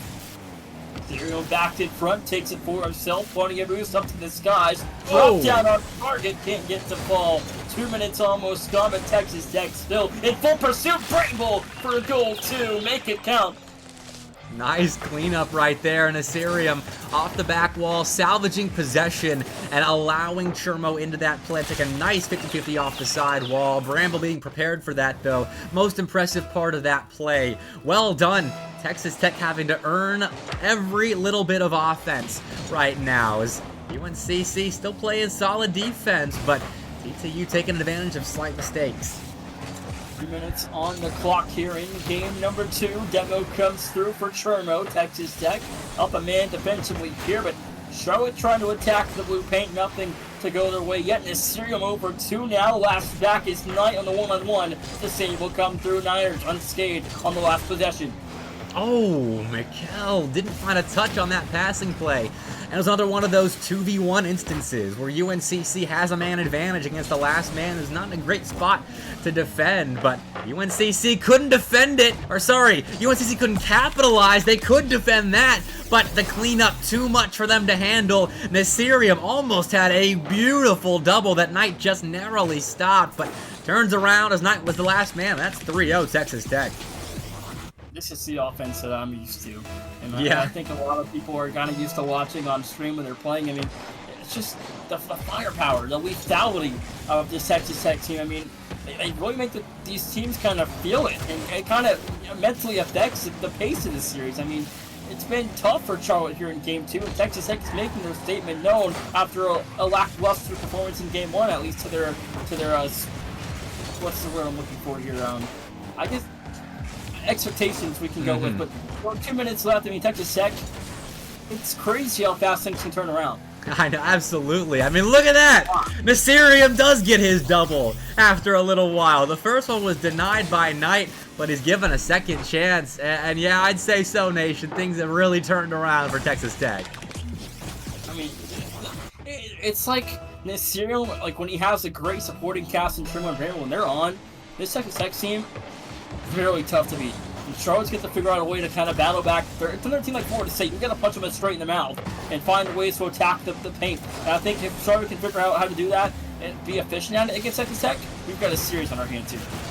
Well, this is a decent looking counter, as UNCC had to play around each other very well in the midfield to get around that initial fake challenge that slowed them down in transition. But everyone's back now for the Red Raiders. Shermo out into the corner. McKell putting it center. Actually sets up Lazy for a score. That got through everybody on Texas Tech's goal line. I'm surprised that went in. 120, 80 seconds. Plenty of time for 3, Bethany. We see a double hit in the goal line out of Texas Tech, and it works out for the Niner offense for their first of Game 2. But is there enough time for 3 more? We'll see. I mean, that was just a product of Bramble having no boost on the goal line. That was his ball, as Nasirium wasn't in a great position thanks to bad timing, turning around in net, and UNCC capitalized. But do that 3 more times, you're right, and not give up anything else on their own end, as Texas Tech have found a rhythm in offense in Game 2. And even here, they are making the Niners play awkward defense. Well, Lazy's got Knight upfield, a little bit of space to work with, but Nasirium intercepts that shot before it even turns into an official one. And UNCC, nothing being given easy to them now that they're playing the Red Raiders end. I mean, this is one of the last times we'll see Texas Tech with this roster. Termo, the senior, graduating at the end of the academic year here. So I mean, this is his last rodeo with the Red Raiders. Epic, and he's had a heck of a career in CCS, and this Texas Tech team is going to be very fun to watch in the fall. I have no clue who the third will be, but with this game running down, Charlotte, I mean, things didn't go their way here in Game 2, simple to put it. But I think, you know, if they can kind of reiterate what they did in Game 1, I think they can pull this one back together. You just kind of, you know, take a game like this, kind of learn from what went wrong and kind of figure out how to adapt that back in Game 3. But these games happen.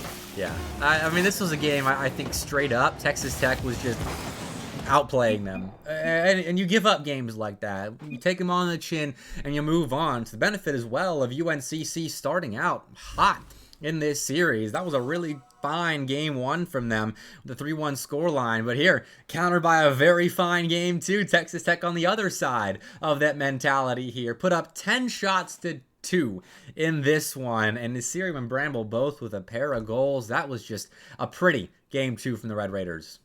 We saw a double come through from Nasirium, double come through from Bramble. Yeah. Beautiful passing play from Tremo to Bramble. I mean, it's just the lethality of how Texas Tech can attack you down the stretch. I mean, you got to be wary for some sort of attack. I mean, Texas Tech, if they continue this offensive prowess, Charlotte's in deep trouble.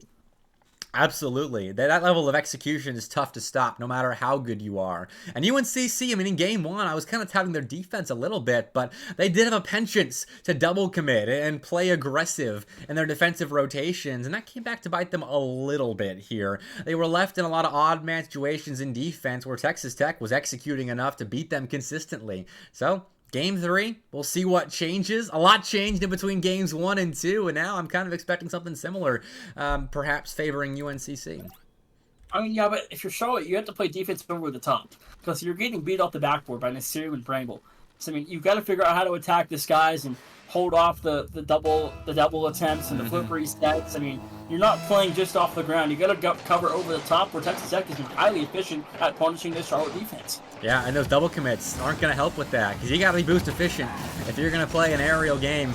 Texas Tech burned Charlotte in the last game in the aerospace, but right now that ball popped up and Bramble's going to control, gets it over McKell out to the side. Lazy's been beaten in a 50-50. Nasirium sticks with it. Shermo held off. Gets that ball over to Bramble. Hard shot denied by McKell. And Shermo out to the side again. Denied by McKell, who sticks with it. But still, it's all Texas Tech right now, Nation. They are playing all kinds of offense in that orange end. Swing from the corner, wanting a boost over the first, looking for a play off the backboard, and a double won't fall through, and Lazy on the save. Texas Tech nearly come away with goal one. Bramble. Can UNCC play awkward defense? Oh man, again, the boost situation, at least for Knight, not great. Lazy and McHale getting a hold of it, but that double commit isn't going to help unless McHale can find a good clear. It's a couple of touches, but Shermo with 100 in the tank, bangs it to the back wall. Knight counters. That shot's on target. Bramble is going to be back in time, but it has still been all Texas Tech playing so much offense in this team and forcing tough reads like that out of McHale especially. Serial reset over the first, back in front. The save comes through Knight there to clean it up. And now Charlotte trying to attack off the ceiling as Knight passes run out to Lazy, but a quick cover out of Bramble for Texas Tech. A minute and a half gone. The Red Raiders unscathed with game 3 still dead even at 0. Before this possession from UNC Charlotte, the possession numbers favored Texas Tech. It was 85% to 15% field domination. So in the first minute and a half, we spent 85% of that in the UNC Charlotte end, which is absurd. You don't see numbers like that. And you don't see numbers like that without a concession, which came 2 minutes in. UNCC was surviving, but eventually they got to crumble. That's a nice passing play, and Assyrian and Bramble combined for the first.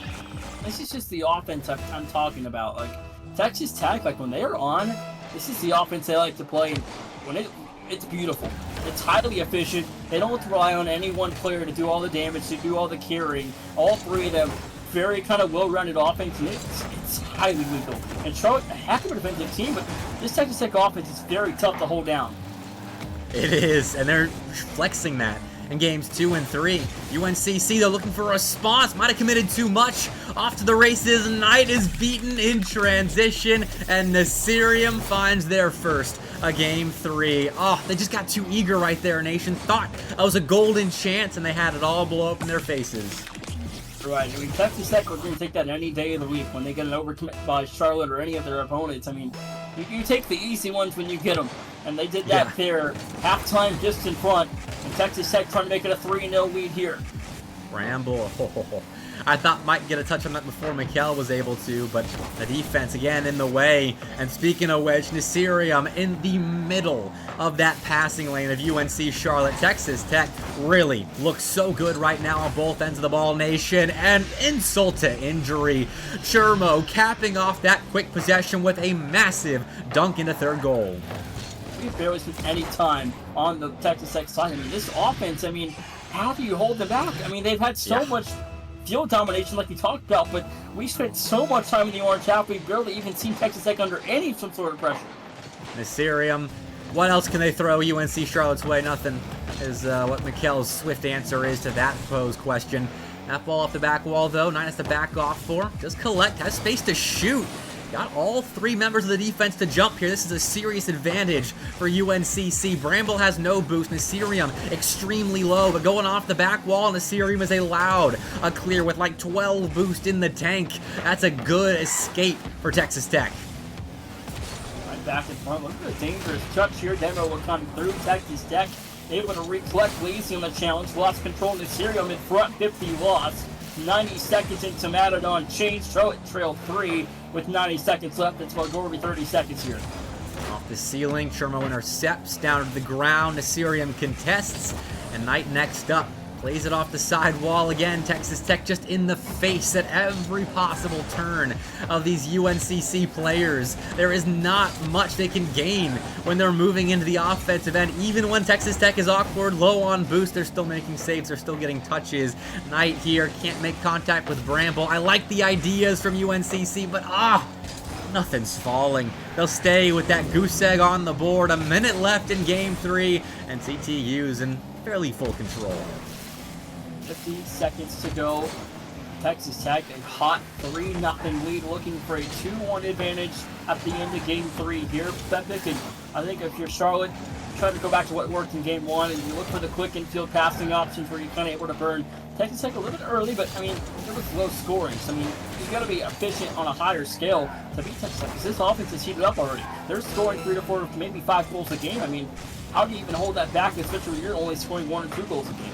I mean, it's a lot easier said than done. It's not like something you could just flip a switch and do better, but UNCC's got to be more aware of where Texas Tech's trying to go with the ball, or aware of their position, especially in the midfield, because the passing plays aren't going to work if there's a blue car in the middle of the passing lane, which there has been for a lot of these Charlotte opportunities. And so it's just an awareness of where Texas Tech is going to make their next move. And going forward, UNCC, if they can outpace Texas Tech, there is some room for them to work because they're getting good looks. They are forcing TTU to play awkward defensive spots, but even in those awkward positions, TTU typically find a save. But not here. One for the road. UNCC, they escape without that 0 on the board, Nation.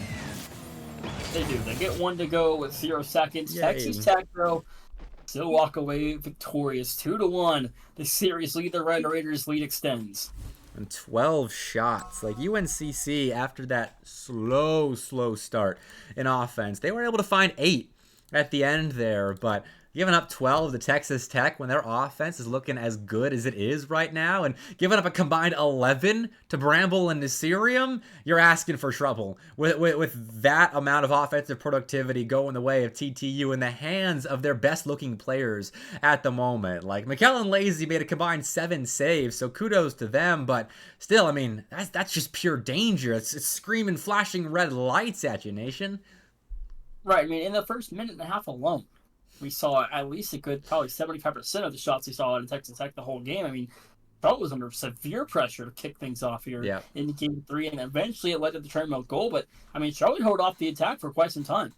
And credit to them for playing such good defense where they were able to prevent an offense that was playing like 75% possession across the first 2 minutes to just 1 goal at the end of that 2-minute period. Credit to UNCC, but if they're starting the game off with like 1 actual possession in the first 2 minutes, that game is probably not going to go their way. And not just like possession, not just possession where they get like a good look in transition either. It's a clear into the corner and they can't do much with it. They just got to start off better in these games as well. Right now, Game 4, Charlotte, they really need to win this. There you go. I mean, if it heats up, I mean, Steve Beth better Texas Tech too. I mean, it's tough. I like Florida State, they're tough to score on, and this offense, if it's still on fire, Bepic, I mean, Charlotte's in trouble. Well, that's a good bump though, countered by an even better one. Nice heads up Rocket League from Nasirium. And Lazy denied entrance into the blue box by Bramble. Right, popping that ball mid. Not a good touch. Churmo's there to shoot. But Mikkel was on the goal line, so no harm done. Mikkel bumped into that clear, and then it's open. Okay, UNCC's missing an open net. We will not be getting the first goal here. That's only going to turn in. I mean, simple enough. I mean, you can't let that one not go into the blue net there for Charlotte. Game's still tied at 0, and Texas Tech, thank their lucky stars, they're not trailing. All right, minute in. Wow, I haven't quite recovered from that open net miss. Like, there was no reason to rush that shot, and it was. But all right, still 0-0. UNCC still looks good possession-wise compared to how they started Game 3. And Texas Tech, I don't think they've had a chance yet. Let me confirm that. Okay, no, 2 shots. I'm off. But regardless, they have not been golden opportunities like they got at the beginning of Game 3. UNCC is responding well here. 3.5 to go on the clock. The lead still tied at 0. The big save from Nasirium to keep Charlotte at 0 on the board. Man. Charlotte really picked up the pace here, Bepic. They have, and fine. I thought one was in as well, but it's short of being on target. Nasirium's got 3 saves in the first minute. It's Texas Tech that defend everything in the first 2 minutes, but it's still Texas Tech finding first blood. It took them 2, but they find their first. Nasirium, what a beauty. It's off the flip reset. Lazy tried to take the save for himself. I think his team had an easier touch away, but burying it for Texas Tech was Nasirium. 1-0, 3:08 to play. And now Bramble's got time. He's got boost. He's got some room off the ceiling, but Knight's right there to cover it all up at the top of the UNCC back wall. Looking for more, zoning Nasirium off, bumping him, making him awkward, but still a clear for Nasirium. And Nasirium given an open net by Lazy. He says that is how you score on an undefended goal. And now Nasirium 2 for 2 with 3 saves here in game number 4. I mean, 250, Texas Tech out to a quick start in the first half. And I thought UNCC, off the back of some solid possession in the first couple of minutes, was going to show us the response the big man cooked up in between games, but not the case. They mis-executing a couple of opportunities, and Texas Tech says, all right, you had your turn in offense, now it's ours. And they showed us what they could do on the offensive side of the ball. Double commit from UNCC. We'll get them in some more offensive positions, but they need to start hitting on some chances soon. Charlotte's out shooting Texas Tech by double. Yeah. Yet the scoreboard is double for the opposite way. I mean, for Texas Tech, I mean, they're being more efficient on their shots, and Charlotte and McKell finally gets one to go. 2:15 and Charlotte on the board. All right, so that's all it took to score, was just give McKell the ball and let him cut and shoot. Pretty rudimentary, but hey, it works. McKell's good enough to place that, and Texas Tech concede their first real goal in a little while, but they still got the lead. UNCC has to do a little bit more work in offense to get us tied. 7 to go, snap shot turned wide. Bramble there to clear with ease for the Red Raiders, and now Texas Tech trying to extend that big, but Charlotte applying pressure here with 2 minutes to go. This one's on target, and it will not fall. Knight on the touch for the Niners here to keep this game within one, but Texas Tech now looking to take things up a notch here at the offensive side of the game. Lazy fills up at the midfield line, takes it with Chermo and says, Knight, your turn. Nasirium out to the side here, playing it softly. Right now, Texas Tech is flying every which way. No one makes contact, but that gives Nasirium space to make a solo effort happen. It is denied by Lazy, a contrast to the majority of Nasirium's solo efforts, but the secondary opportunity even scarier than the first. Bramble shoots it, has his shot saved, finds the double demo down the line, and sets up this opportunity for Nasirium. A slight carry makes Knight work on the goal line, but he makes the stop. And that flip over Chermo finds a clear for now for UNCC. Final minute here in game number 4. Texas Tech still lead 1. Trying to make it 2 is Bramble, but Lazy on the save demo in the far side. Texas Tech still firing on target, and that one just barely off the post there. 50 on the clock to play. Charlottesville looking for one late here. The demo, Lazy doesn't beat Bramble though, who had 10 boost. Still after that ball in time, shows you the speed of Texas Tech in this series. That's a clear for Lazy off the back of Chermo. Bramble is back, and he finds the Nasirium with 100 boost, carrying it. Doesn't get through Knight. And UNCC setting themselves up for one last gasp effort at scoring an equalizer in the final 30. That one on the cherry pick, Nasirium levels it back out to a 2-0 lead. Two goal lead, sorry. Well, I thought UNCC was setting themselves up, but it was all a ruse. Texas Tech just needed a little smoke and mirrors to throw everybody off and find themselves a third goal, a repeat of the scoreline in Game 3. And man, Nation, Texas Tech looks poised at the moment to take a 3-1 series score. 15 seconds left. Charlotte need 2, and they're going to need 1 now. But Texas Tech going to close this game down, Bepic, and open up a 3-1 lead as we go to Game 5 with Texas Tech on triple match point. They just keep beating UNCC at every stretch. The Niners started out this series with a Game 1 win in fairly solid fashion, went 3-1 in that one, but Texas Tech has become a different team since then, not even allowing another garbage time goal to UNC Charlotte. And a nice little fun pattern emerging. Every single game here, the losing team has lost by multiple goals and has only had 1 goal in the game they're losing. Interesting little fact for you. Right, I mean, Texas Tech, I mean, that's 3 in a row. Yeah. I mean, they were outshot. I mean, 12-10, I mean, wasn't as bad as it was earlier in the game, but Charlotte, I mean, they're getting a lot of opportunities, obviously, offensively, but Texas Tech defense, 10 saves on the 12 shots from Charlotte, and 1 goes through, and I guess 1 wasn't saved and wasn't quite on target, but, I mean, either way, Texas Tech, 3 games in a row, Charlotte in trouble here.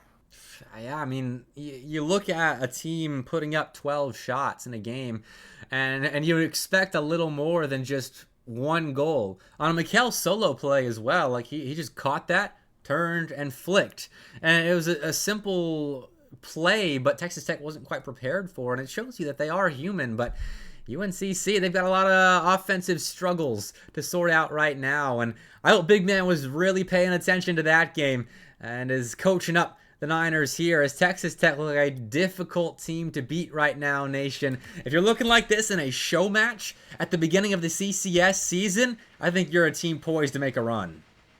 That's what we all thought last season with Texas Tech, and then they hit the conference tournament, and then they got smashed by Kansas. So I mean,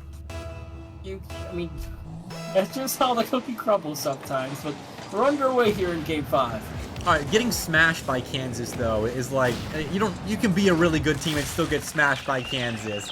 So I will completely fault them for that. It is Kansas, but Nation, they are kind of taking out their frustrations, maybe that Kansas series in mind, as they demolish UNCC en route to an opening goal.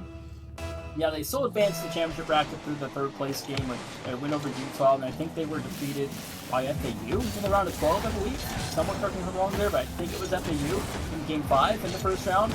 So a good showing out of Texas Tech, but they're looking for a better result this season, and I think they're looking strong to get things off here. Oh, absolutely. I mean, UNCC is a solid team and a squad that maybe, if they make an upset, could find one of those at-large bids into the national championship, but they would have to get over a couple of solid teams in the process. And at the moment, they are being shut down, demonstrating a blueprint of how to stop their offense that has only put in 3 goals in the last 3 games and given up a whole lot more. And yeah, for Texas Tech, talking about the preseason tournament, 5 seed Texas Tech, upsetting in round 1 by 12 seed New Mexico State.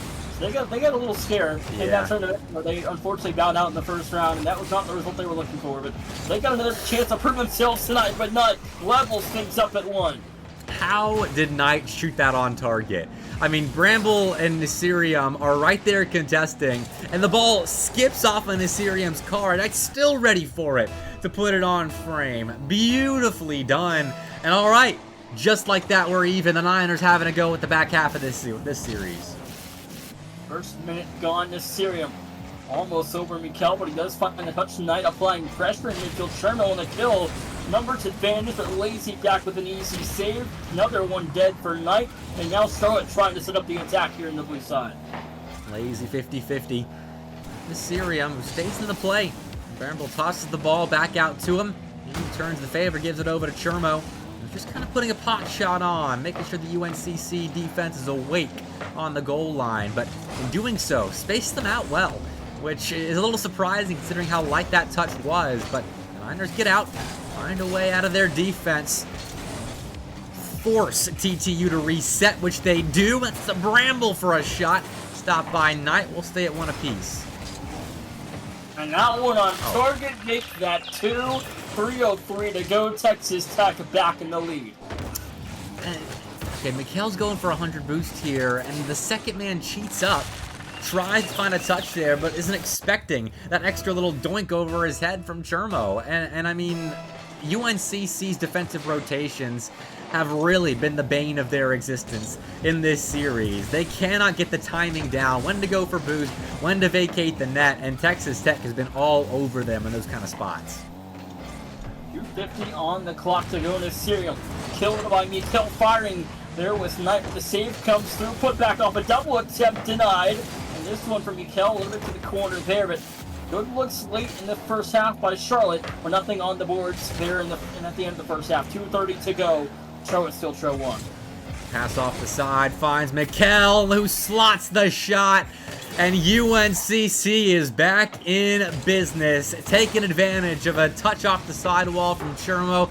Bramble creeps out, and Mikel puts it home. 2-2. 2.5 to go. I mean, Charlotte, how'd they do in SEL, by the way? I mean, UNCC made a run to top 8 in the SEL with Coolio Pludio playing instead of Mikel. That's a solid result. A lot of good teams in SEL. I mean, they're taking the lead over Texas Tech here, 2-19. I mean, it's about probably where we would expect Charlotte to finish, I would imagine, with 4 to 7 teams like that above them. But, I mean, a 1-goal difference here. Charlotte's a team that competed at the top, and they're proving it countless times over and over. Oh, absolutely. UNCC is always a team that I've touted well. They beat UTK, actually, in Game 5 at the end of the season. and this is a while ago now, but they can pull upsets of that kind of caliber. And so they have the skill level to make this comeback happen. I mean, they're making plays, Nation. They're looking good in Game 5 right now. We might see a Game 6 in this one. We might as well. 2-goal difference now, 2 minutes left, and you mentioned competing and pulling off the upsets. Well, back in Season 1, FAU, 1 loss in the season in their championship run. That 1 loss, Charlotte off in reverse sweep in the regular season. This is a team that can take down anyone. And hey, they just won a LAN as well this past weekend. North Carolina and South Carolina LAN. They beat their rivals down south in the Gamecocks in the grand final. And South Carolina is a solid team as well. They're in the power rankings of CCS, and they reverse swept them in a best-of-7 on LAN, Nation, if you can believe that. That's wild. South Carolina, casting them back of a team, Ogg and Solar, great supporting casting. SAT coming in as a starter as well in the fall, I believe is what I was told, but very talented team at USC, and Charlotte looking for, I don't know if they publicly announced who their third is for the fall, but I do know who it is, and they're going to be scary in the fall. That's like the 3rd time you flexed that knowledge without letting us know who it is, but I believe you. They're scary right now. Look at Knight finishing that one off to make it 5. A minute 14, and Knight from the ceiling there finds the 5th, and I think your prediction of Game 6 is looking quite nice right now. Sweet. I'll take it. I mean, we almost got back on track with the schedule, but I think we're just gonna stay behind schedule, which, if we're gonna stay behind, like I said earlier, might as well force a Game 7 here, boys. Let's see what we can do to get us to that final game of this best-of-7. 60 seconds left, and this one's pretty close to wraps for UNCC. Just gotta close it out strong. Last minute here, Texas Tech need 3. It's not out of the woods just yet if you are Charlotte. Pass a little, Bramble off the back corner, a long clear time going to run down. Charlotte should have Game 5 all but locked up here. Mysterium, awkward on the goal line. Nice read.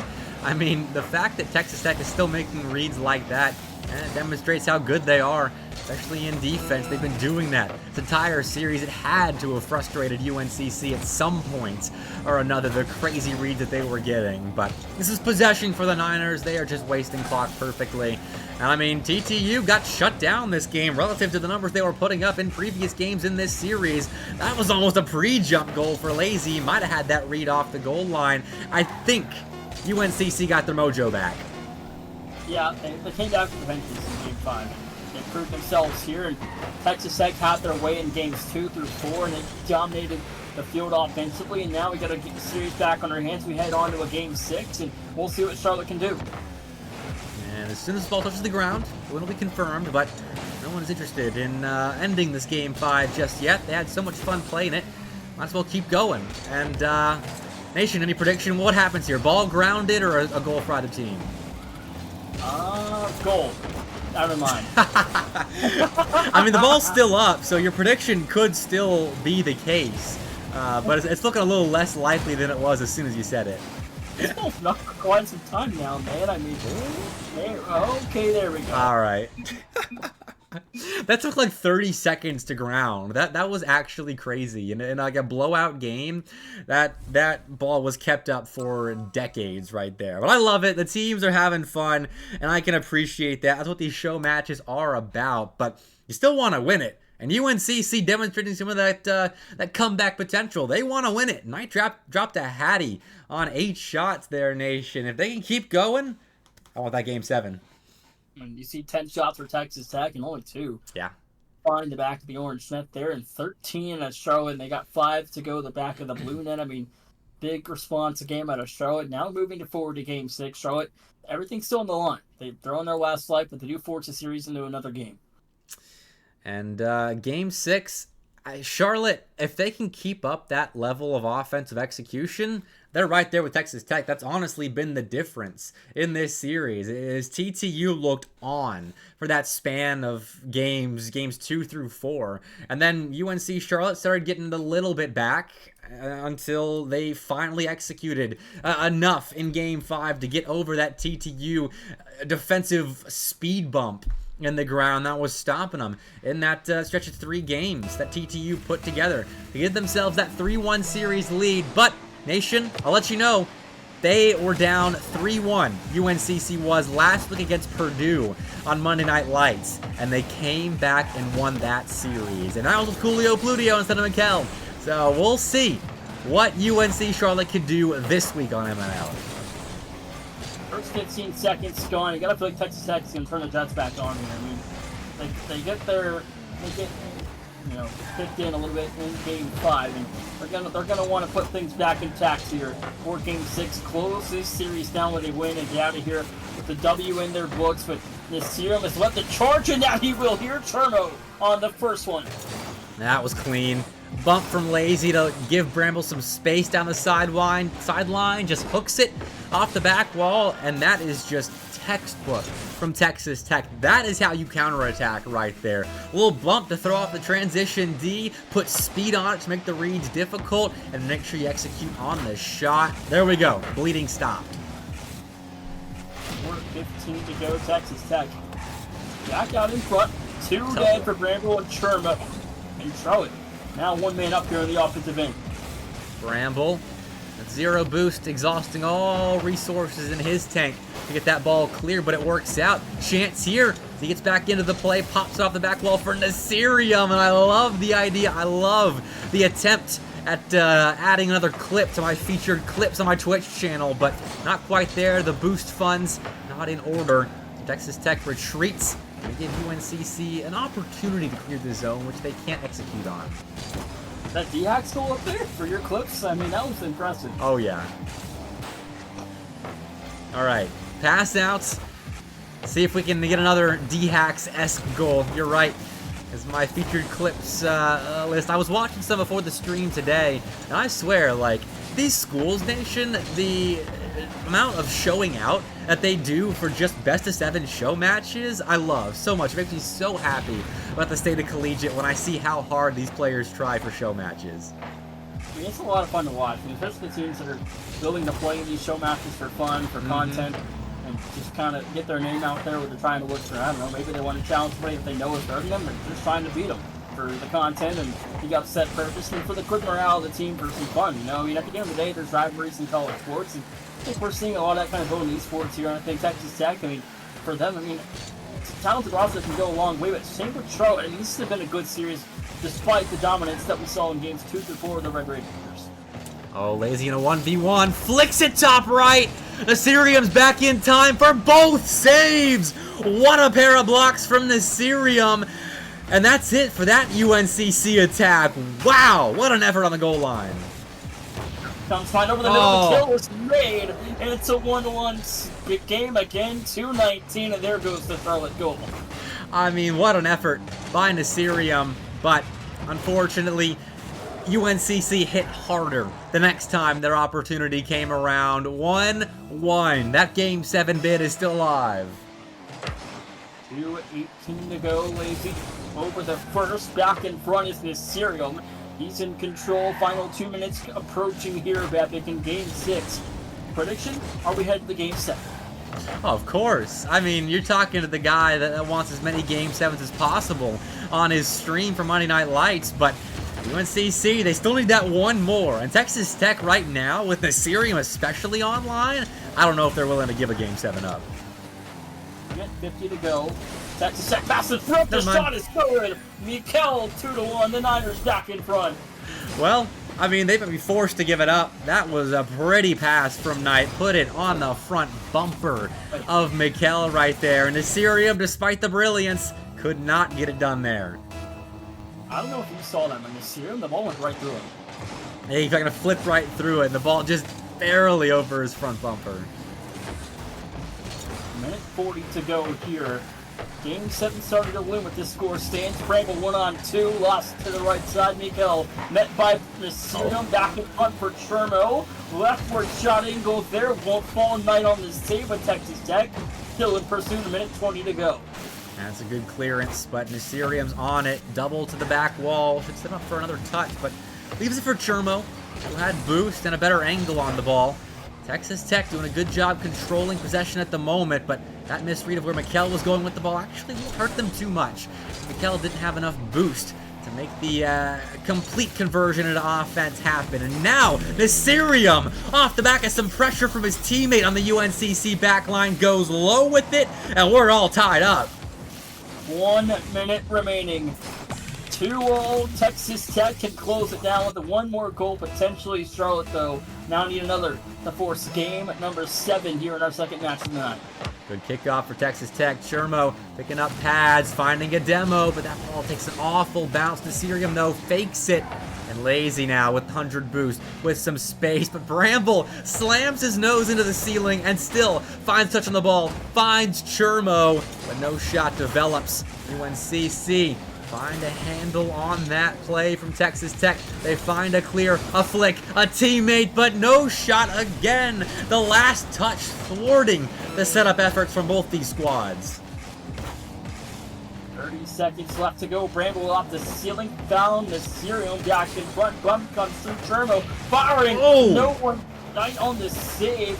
Back in front, but no one home to close it down. Lazy watching this one on target. Bramble on this save, 10 and counting. That's a good respawn for Lazy. It clears the zone and gets UNCC some extra funds to work with in defense, but he's got nothing in the tank. Didn't pick up enough boost, apparently. So, Lazy will keep it up, actually, on 0 seconds, but a big dunk sends the ball the other way. Knights using everything in his tank just to clear the zone. Texas Tech, such an advantage there. Well, they didn't play up on that ball off the sidewall, so we get overtime in Game 6. And back in front almost there for Charlotte. Texas Tech in trouble early in the overtime frame, trying to extend the play down to the orange side, but Charlotte again back to the offense, still firing on all cylinders here in OT. That's a good demo. Lazy still in the play, but has to back off as Bramble, was on top of that ball. Still getting back in defense. Tough at times for UNCC, but they are getting the job done. They're doing enough to keep themselves in a manageable spot defensively. Mikel, a clearance, does find Bramble, who's low on boost. Use it for Nasirium, was bumped off the ball. Niners now with some time in offense. Lazy flip reset, ball on target. Nice save by Bramble. Lazy stills 100 boost. 50-50s it with Bramble. Still a clearance for Texas Tech. First minute gone in Game 6 OT. Lazy off to the left wall here, looking for a double. Finds a touch towards the blue corner here. Now it's back in front and out to Chermo. Texas Tech trying to counter down the field epic here. 1 minute 15 off the clock of OT, and early in the overtime frame, Texas Tech in pursuit, but nothing there for the Red Raiders. And now Knight, oh, it's a team bump that could open him up. A double commit as well. Bramble's been demoed, so the respawn will actually probably help Texas Tech right now. Instead, though, Nasirium just collects it on the sidewall, and I thought that was going to be a lot more of a dangerous opportunity for UNCC than it actually was. They weren't even really allowed to escape their defensive end. Now they are, though. It's a good 50 by Knight. Now in the corner, causing havoc. Mikel, center ball. Chermo, though, dusts UNCC. Nasirium, shot off the back wall. Knight's all alone on the goal line, but no one creeps up to contest that ball. Bramble hangs back. Still takes a shot from his own end. And this is really end-to-end Rocket League right now. Both teams threatening from every piece of the pitch. Easy back touch to Bramble. We'll find Nasirium in support, but a touch from Mikel will meet by Knight and Chermo. Low 50 off the high touch there. Is out to Bramble again. Texas Tech still trying to attack the orange side. Preventing Nasirium, low boost in the tank. Finds one more touch. But 2:20 to go overtime. Nearing another half of a Rocket League game. My word. The next series between Colorado and UTK was supposed to start 6 minutes ago, and we're still playing Game 6. I've never been this behind schedule before, and Texas Tech trying their best to at least aid in getting us back on track, but UNCC not willing to relent just yet. Nasirium 0 boost, chain dashing into a challenge there off the sidewall. The Knight collects, doubles it off his own sidewall. Nasirium, under boost in the tank in the corner, finds one touch. And contest ends up putting the ball all the way back in his defensive half, and we're going to keep cooking in OT. Bramble over the middle. No one there for support. Launching this one away was Mikel, met by Lazy, and now Texas Tech in the back end over the first. Mikel there for Charlotte. Demo comes through in the open field. Bramble, long clear there for the Red Raiders. Now Texas Tech trying to extend. Chermo's got an exterminator. 7 demos for him in game 6, but Lazy, hunting for the game winner, was denied by the post, and there was no rebound attempt for UNCC. Ethereum gets the ball around Knight. Lazy fake challenges, gets it around 2 blue cards, but at the third you gotta worry about Chermo to the back wall, makes Mikkel awkward. Lazy pops that up, there's no follow-up for the win. Chermo gets it, forces the own goal, and UNCC's comeback attempt stops in game 6 OT. Texas Tech closed the series in game 6, a plus 342, and in the last game of this series, we have played plus 8 minutes and 42 seconds of extra time. Oh man, we have had some crazy OTs today. 15 shots for Texas Tech in that one, and they close it out. Again, I gotta throw it to a break. We can't even talk about the series we just got to watch, but thank you Texas Tech and UNCC for providing another phenomenal series. We have Colorado versus UTK coming up next to cap off a wonderful Monday Night Lights and CCS evening. Don't go too far because we will be right back with more show match action.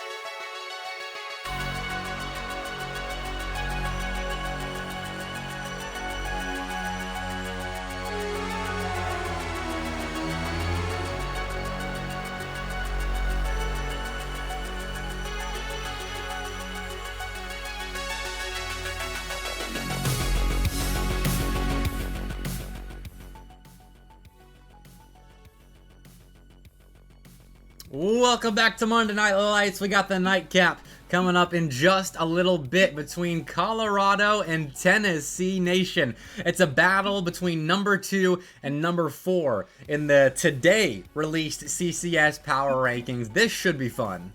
Yeah, every Monday we drop our poll in the afternoon, and Colorado coming in today with Digo. So no Yokes tonight, unfortunately, which was what we were looking forward to. But I've got to watch this Colorado team play a ton. This offense, it's better than Texas Tech. The offense-wise, like the lethality of that team, insanity. But Tennessee's defense, unstoppable. This should be a heck of a series to close things out. Yeah, I mean, Tennessee, they are probably one of the yappiest teams in the entire collegiate landscape, but they are just as good at playing Rocket League as they are at yapping in the pregame chat, which I'm pretty sure people listening can hear, like the sound of the chats. You know when UTK is playing in a series, when you can hear just the noise, like the dink, dink, dink of the Rocket League in-game chat going off. Well, we should be getting started here, Nation. Yeah, I think we're ready. Colorado, Tennessee, one last best of 7 to kick things off, and it's our main event card, bet big. Colorado, Tennessee, here we go.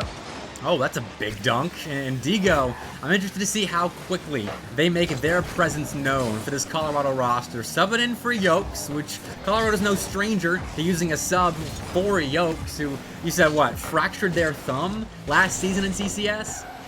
A right thumb fracture at the end of week 4, so he missed 2 weeks of league play, and there was a thought he was going to miss the remainder of the season. He came back, he tried to play in the conference tournament, played pretty good.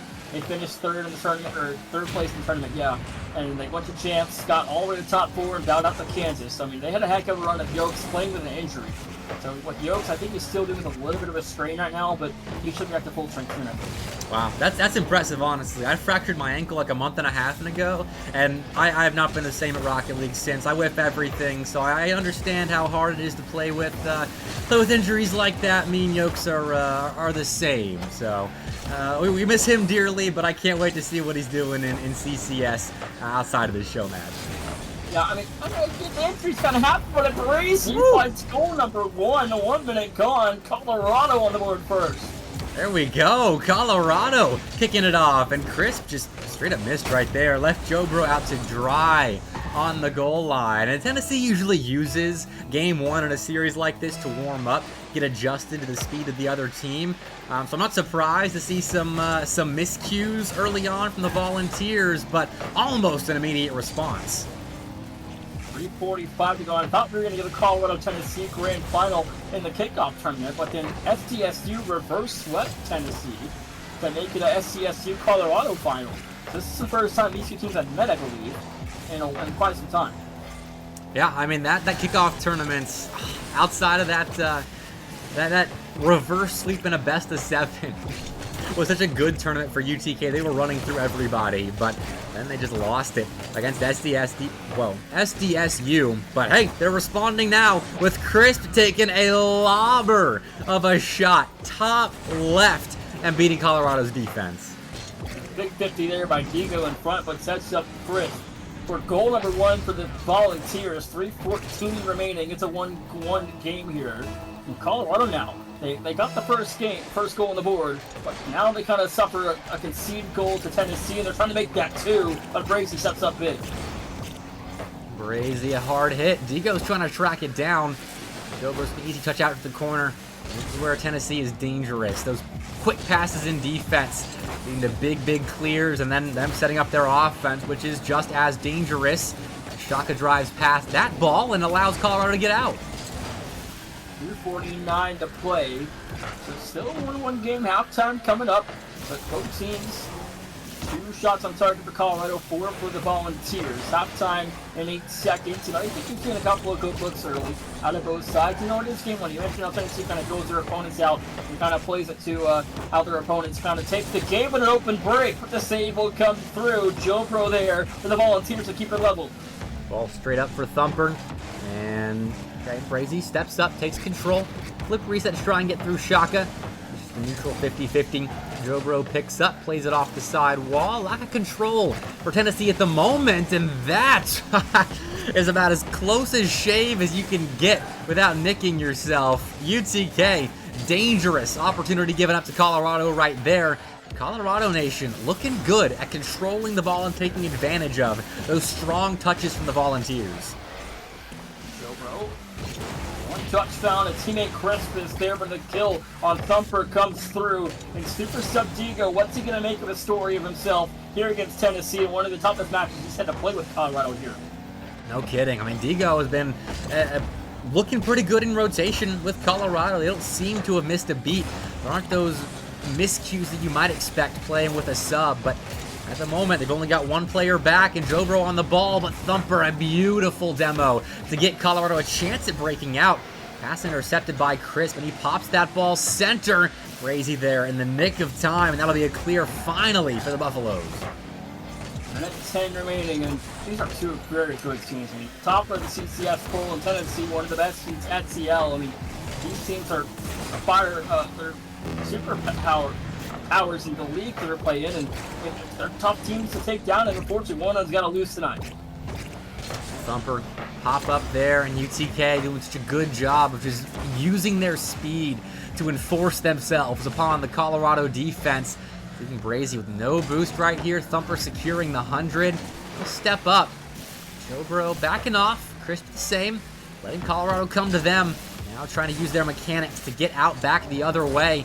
Colorado a nice read. And the midfield nation, this is what they have to do. They can't let the smoke and mirrors of Tennessee's mechanics let them lose control of this series in the midfield. Shot fire on target. Crossbar won't go. Chris puts it out to the corner. 13 seconds regulation coming to a close. Still 1-1. And Tennessee put back by Colorado. Now Colorado maybe one chance late here at a goal. Off the sidewall, Jobro just clearing that down. And Digo's just going to let it drop. Overtime. We've been no strangers to tonight. Our fair share of OTs in our first two series. And our Nightcap Nation, pretty similar. That it is. I mean, seems like the story of the night, man. Overtime after overtime after overtime. I mean, how many extra... I feel like at some point it's going to feel like we're going to play more extra minutes and actual minutes of play of the same for Digo. A big one there. Oh, and he follows it up.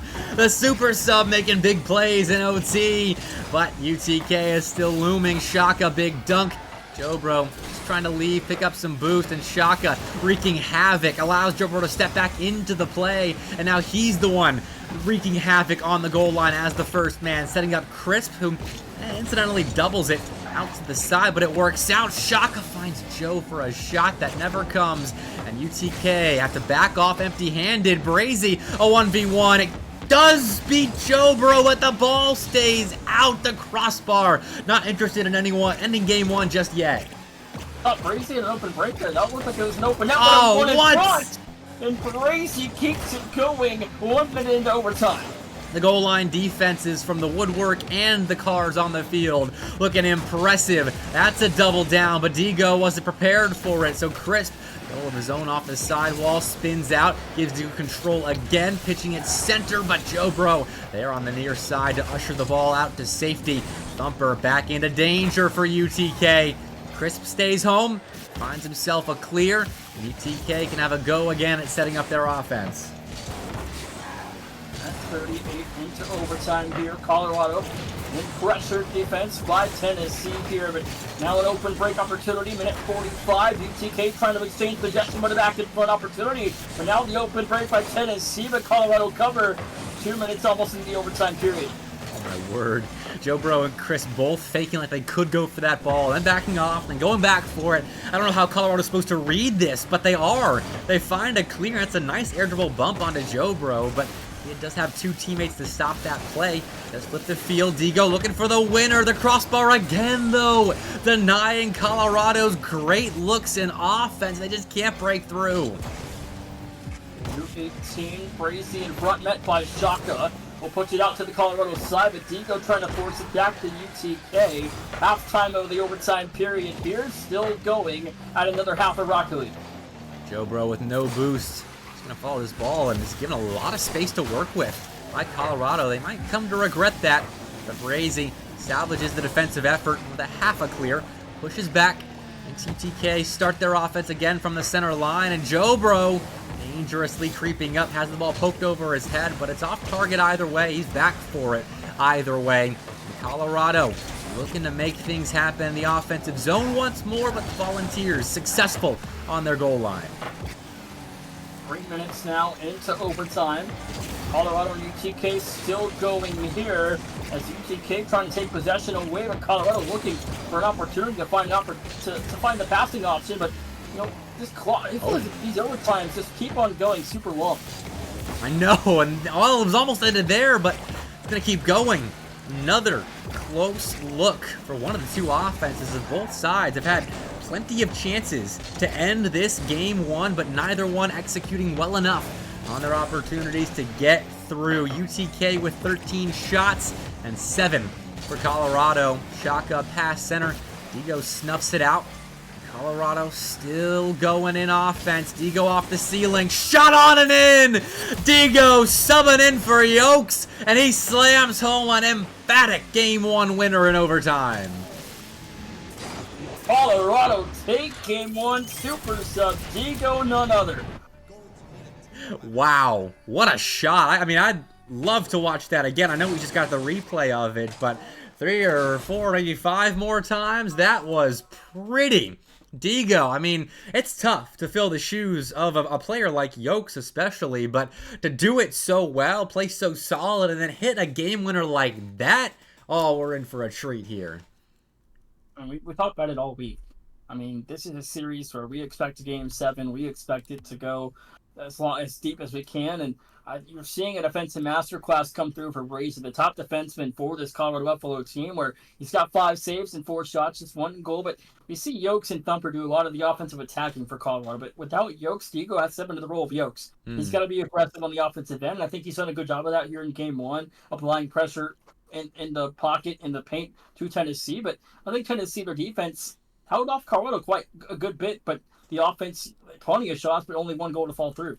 Yeah, Tennessee's got one of those defenses that's super effective because of how fast all 3 of their players are. Not necessarily that they're incredible defenders, but they're just so speedy and play around each other so well in the defensive end that they are a tough defense to break through, as well as stopping their incredible offense on the other side of the ball. So Colorado, they're really demonstrating some impressive skill at the moment, taking Game 1 from the Volunteers, but can they do it 3 more times? We shall see, as Game 2 has been kicked off, and Colorado, the first 20 seconds, it's all been them. 4.5 to go, back in front, met by Thumper, late to the challenge, but Colorado's efforts. I mean, this is a team where the offense, they kind of rely on a lot from Yokes, but I mean, Thumper and Brazy, I don't know, I'd say the clip from the other end against Utah. I mean, this is a team that they can go the full field just like that, 1, 2, 3, they find the shot quickly off counters, and they can make anyone pay for a mistake in the nick of time. I mean, it is a very fun battle, watching 2 teams that know how to play around each other as squads so well, but UTK demonstrating a little bit of that it factor like Digo did at the end of Game 1. Shaka taking it himself and slamming a beautiful double tap home. Tennessee strike first in game number 2, and Tennessee now out to their first lead here in the series, I believe. 1 minute off the clock, Colorado trail. They look for their first lead on, but Tennessee, they're trying to go to lead here. Now it's Game 2. We're past the point of dealing these teams out, and you mentioned how Tennessee in Game 1 kind of played with their opponents. So we'll see what they're made of here in Game 2. Ooh, hit another shot. Digo will save. Jobro popping that up. Thumper, strong touch. Oh, that gives Crisp a double, and he normally hits that. Jobro, a double of his own, but that one's stopped by Brazy, who tried to musty to get the ball out, but it's a simple, hard hit, hard half volley from Digo that allows Colorado to escape the zone. They escape right there without allowing a second goal. 1.5 gone. Shaka back to Digo, sent wide out to Brazy. And off the left wall will be Colorado's next possession, but time taken away off the clock. And here comes Tennessee. Digo missing front, lets it be open for Chris. Make that 2-0. Digo, let's see, quarter of a tank of boost, and wow, just missed on that. I mean, that's rough to see. You don't want to see any players doing that in the corner, especially not as the third man back. Crisp was just like sitting there waiting for that ball to come to him, and he scores it. UTK. It's Christmas in Knoxville. Apparently, they're giving a gift. I like that call there. Christmas in Knoxville. I like that. 3 minutes to go. Now Colorado. A little bit of a rocky situation, no pun intended, but they're down 2-0 here. And Tennessee was much put together here in game 2. Ball off the ceiling, Thumper up for it, but well, Crisp got to that first, but didn't have the read on it. So Thumper finds it clear that Brazy follows up well on. Crisp back into the play, dump off to Joe Bro. He'll dump it right back off to Crisp, who lightly touches it for Brazy to pick up and collect on the ground. It's fun to watch these plays develop for both teams because you don't know what they're doing. Like, I had no idea where UTK was playing that ball for, but it kept working until Brazy came in and collected it, of course. But Colorado could do the same thing, escaping defense in transition. It's just a fun pair of offenses to watch develop.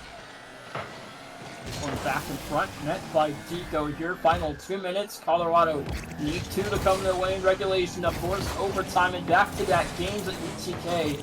Trying to close it down back here in game 2 and force at least a guaranteed game 5 with a 1-1 series score.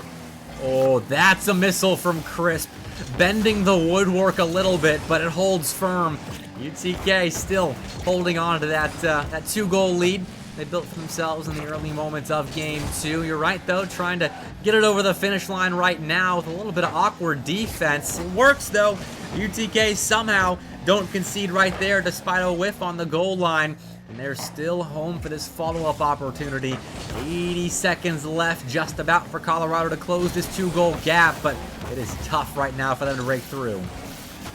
And it's 15 to go. Back in front for Brazy. Sent wide. Digo here. But a minute 12 to go. Time running down on the Buffs. 69 the clock. Shot fired. Sent high. Rebound attack. No good. Joe Bro on the defensive save for the Volunteers. Keeps game 2 at a 2-goal advantage for Tennessee.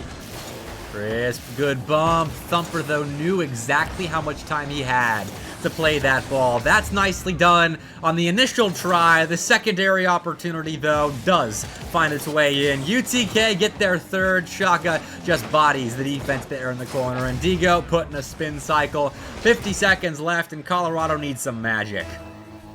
It's just tough for Colorado and Tennessee.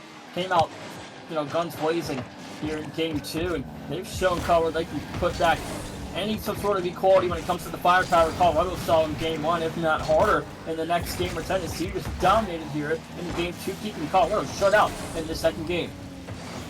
And this is where you see the adjustments from UTK. They figure out what avenues of attack work against your defense, and they exploit them. This is why I was talking earlier, Nation, about the 5-goal comeback that UTK suffered when they were on Monday Night Lights against Michigan State. They were up by 5 goals, and they let Michigan State score 5 straight. But the 5 goals they got against Michigan State initially, they were doing this, where they just hit every small gap in your defense, and it just breaks you down because they're so skilled and so accurate with their touches and mechanics. And Colorado, they got to find some ways to shore up their defensive sides. Maybe they put together a 5-goal comeback, 5-goal string of goals, what have you, in games going forward. Rule 1 here, 2 put 2 on 2, and it's currently 9:30 right now. I think at 10, do we see Yokes come to the last half of the series? Oh, I don't know. I don't know how long his the tryout that he's whatever he's doing right now is going to last. So hey, maybe. That'd be pretty cool if he came back for the last couple of games. 1-1 on the board. Both teams, a game to go. Now we got a best of 5 ahead of us. Yeah, I mean, Tennessee, though, they've got momentum on their side. This is something I've watched them do a lot. Drop a game 1 and then just come back and cruise for the next 4 games. It seems like 4-1 is more common for them, or 3-1 is more common for them than a complete sweep. I mean, in CCS, they played Florida, right? In week 1, they dropped game 1 there, win the next 3, and they're 1-0 in CCS play. Yep, they're actually 2-0. They beat the brakes off Oklahoma earlier, but okay, that's right. Oklahoma, though. 2-0 now. for Tennessee and CCS, but they're 1-1 here with Colorado. We got at least 3 more games ahead of us, but hopefully we can get all the way to 7. Hey, I'd take it. Colorado's got to dig deep, though. They were able to put up 2 goals on Tennessee's defense in that first game while the Volunteers were getting adjusted. Now, can they find that same kind of rhythm here in Game 3? They kind of have to, you feel like. Letting Tennessee get going is a mistake, and you don't want to let them get going early on in a series. The Buffs have some work to do, but these are the guys for the job. Though off kickoff, an opportunity for Shaka. He is met by Digo. Still, it's the ball straight up in the air with some help from Joe Bro, and Thumper there for a clear. 15 seconds gone here. The Buffs trying to attack the balls early, but UTK had a heck of a game in Game 2 where they dominated the offensive game of this series, where Colorado was kind of just shut down, and the offense doing nothing quite to go their way. But it's early in Game 3. Adjustments will be made. Colorado, hopefully they can have a better performance here in Game 3 to make this thing close. Thumper's been dunked. There you go. Nice cleanup. Realized the situation perfectly right there on his goal line, but now caught out in no man's land. Still hanging around, waiting for a pass, apparently. He knew what he was doing. I didn't. Colorado still need to work hard to find a clear. Tennessee's playing ring around the rosy in the midfield with blue cars, the rosy. But a minute in, Colorado getting themselves back in offense. Can they keep themselves there, though? That's the trick. Back in front, met by Chris. The save will come through. Minute 10 off the clock here, Baptist in Tennessee. Still looking for goal 1. Colorado, no early concede on either side of the pass in front. No one's there to send it home, and Colorado still remain unscathed. Digo has to get this straight down to a teammate. Instead, he leaves it. Going for the bump on Joe Bro. Was an open net, but the ball was played out into the corner on that transition play. So, no punish of UTK's overexertion, I should say, into offense in that last possession. We're right back to the blue side of the field, 0-0. As the Buffs look to break out, it's Digo contesting on the sidewall. A pinch gets the ball right back to him. Puts it center for Thumper. That shot's just off. The rebound just saved by Chris. Now 2 minutes gone. Another beautiful chance for the Buffs here in the second minute. When nothing's still going the way, pass across. Thumper will chase it down, but Shaka will clear with the use of the Volunteers. 2:50 on the clock, and Colorado still chasing his 3rd goal, but they've overexerted a lot of boosts. They've overextended them a bit here.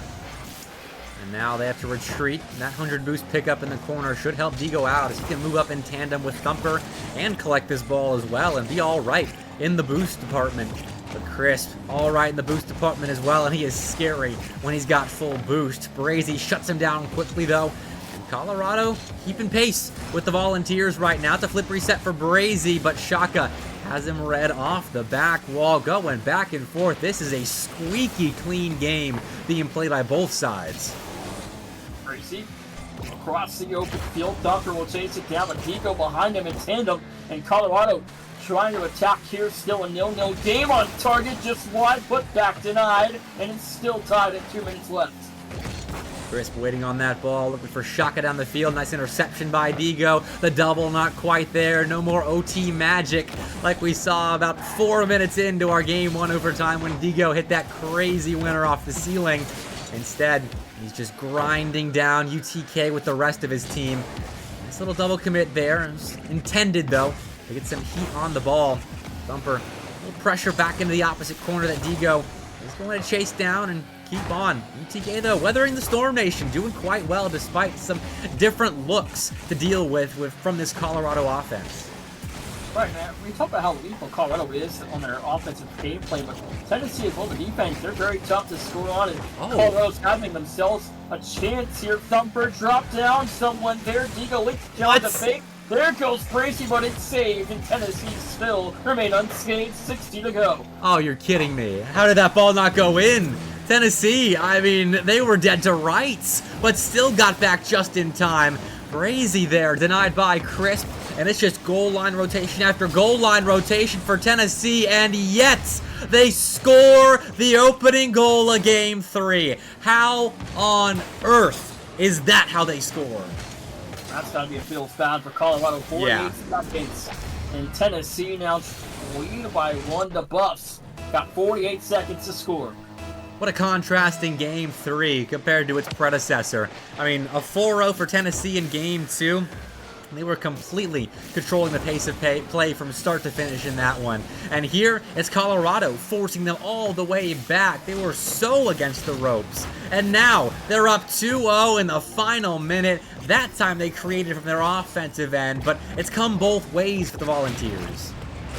32 seconds. The demos just galore here. 2-0 UTK. The lead extends by 1. That's a nice play. You get yourself an insurance goal. Heads up, Rocket League. And UTK, they used to be known in the SCL as one of the better bumping teams, and they still got that kind of trick up their sleeve, though they are very much a multi-dimensional team now.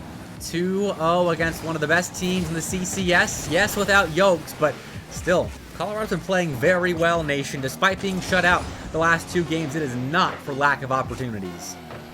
For sure, and they really should have had one this game. They might have a chance here. Back in front on target. Will it fall? No. Crisp on the save. Colorado shut out again. A 6-0 run now for UTK after Digo had that crazy ceiling play at the end of overtime. But look at the shot totals. 3 for Tennessee, 10 for Colorado, and Tennessee wins 2-0? How on earth? The defense at Tennessee, man, it's tough to get through. Colorado, the offense, I mean, there was a couple where we were shocked that it didn't go in. Just like slight misreads where the ball is just hanging there on the goal line and they're not expecting it to be so free, it feels like. So they don't commit on it. But then Tennessee's able to get back in time and just play toe ball with it, just get a piece of the car on it and usher it out to the corner, reset, play a little more toe ball defense like that before eventually finding a clear and/or goal in transition like their first goal was in that game. But hey, Colorado's still in this thing. With how close it is right now, all they need is a couple opportunities going their way in offense, and they can beat Tennessee with how good their defense is looking at the moment, because the Buffaloes, Nation, are still playing solid on their defensive side. And this is without Yokes, too. Yeah. Like, Yokes, the offense fires even harder, but I mean, he does such a great job at adjusting to this level of competition against UTK, and he's no slouch for this Colorado team. And he's done a great job at subbing in when Yokes went down with an injury, and he's done a good job with his Colorado team and finding his way to kind of adapt into the play style and fit the system to keep Colorado relevant at the top of the leaderboards. Shaka will pop that up for Crisp. Just look at that speed. So dangerous, so lethal. UTK so fast on the pitch, and yet saves, blocks, abound for Colorado. They keep the Volunteers at bay, but the boost situation is not great for the Buffaloes. Thumper's the only player with boost in the tank at the moment, but a simultaneous refill should be able to get Colorado out of their defensive end, and it does. A nice clear, sending UTK packing, refueling, almost conceding, but Shaka there for the block. Oh, it's in. One is going to extend. Shaka 1-0, 3:47. Tennessee back in front. And it's another opening goal for UTK from their defensive corner. Which, I mean, if you're Colorado, you've got to be more aware of those shooting opportunities and your boost as the third man in those kinds of opportunities, because Thumper was lurking right there, but he didn't have a ton of boost, so he stretched up too far, and Tennessee's able to punish. 3.5 to go. Out to Thumper on target. Won't go. Joe Rowe there to clear for the Volunteers. Minute 30 gone. Back in front is Brazy. But Colorado, Bepic, the offense quiet. Nothing in the last 2.5 games here. Yeah, I mean, after putting up, what, 2 goals in the first game, I thought, okay, we're in for a close one here. Tennessee's having a tough time like really shutting down Colorado, and then they just downloaded the Buffaloes in that next game. This is now 7 unanswered for the Volunteers. I mean, for the sake of wanting this series to go the distance, I don't want to say that I have seen this before, where Tennessee just steps up and shuts down a team completely after dropping game 1, but like, I've seen this before. This is a bad sign for the Buffs, but good news, this is the best of 7, so if they lose this game, it's not done and dusty just yet. My goodness, these Denvers are really crushing the soul of the Buffaloes here. 2:41 to go, halftime approaching, and Colorado's still nothing on a 0-7 run for the Volunteers. Shaka again, a light touch Digo shuts it down. Thumper off the back wall, and Crisp is right there. And Colorado, it feels like, just have to execute the timing on a bump or a demolition play perfectly in order to get through Tennessee. Because these hit the ball to the back wall or use your mechanics high up in the air are not getting through enough orange cars. They're getting through Tennessee players, but it's just not enough of them to completely shut down the defense of Tennessee. It's one or two, sometimes three, but then that second, third, or fourth player is back in time to slow down the Buffs again. So Colorado, maybe demos are the answer, but even then, that is tough to execute on against Tennessee. And it's 50 to go here. Shaka back in front of it. Colorado's defense, man, it's only one goal, so it's not out of reach here if you're a Buffs fan or on the pitch here for the Buffs. But they got to find out the opportunity soon, but Shaka makes it 2-0. He's shooting 2 for 2. Look at this. Exits the play, picks up 100 boost, but hangs around and trusts Crisp to get that center for him. Great read by both him and his teammate. And Tennessee reaping the rewards right now. 2-0. Tennessee really taking advantage of Colorado and the amount of focus and precision they have to play in defense to slow down the Vols. Go back in front. Net by Thumper on his right. Bump will come through. Thumper looking to retreat. Actually goes back to make the challenge. 82 seconds left. Need one soon. Have to keep this game within reach. So this could be a 3-1 disaster coming for the Buffs. Oh, it still might score. Okay. Thank you, Thumper, for getting a read on that eventually and almost scoring. Brazy's there, but still stopped by Joe. I don't know how Tennessee is getting every single read down pat, especially in those awkward transition plays where the defender has his back to the player, has to hop up and get in between a shot and the net from the ground. But I don't know. UTK just keeps doing it. 46 seconds to go. Reset back in front. Thumper and Digo there, but UTK's defensive, prowess when it comes to countering and transitioning. It's been a lot for Colorado to handle down the stretch of these games, and with 30 seconds left, Colorado really needs to come there to fruition quickly. Off the ceiling, Shaka has his play broken up by Digo, but Crisp was waiting there the whole time, and he's trying to get the ball to Joe Bro. UTK still trying to score right now, despite having a comfortable 2-0 lead, as Colorado once more looking to execute on just one play.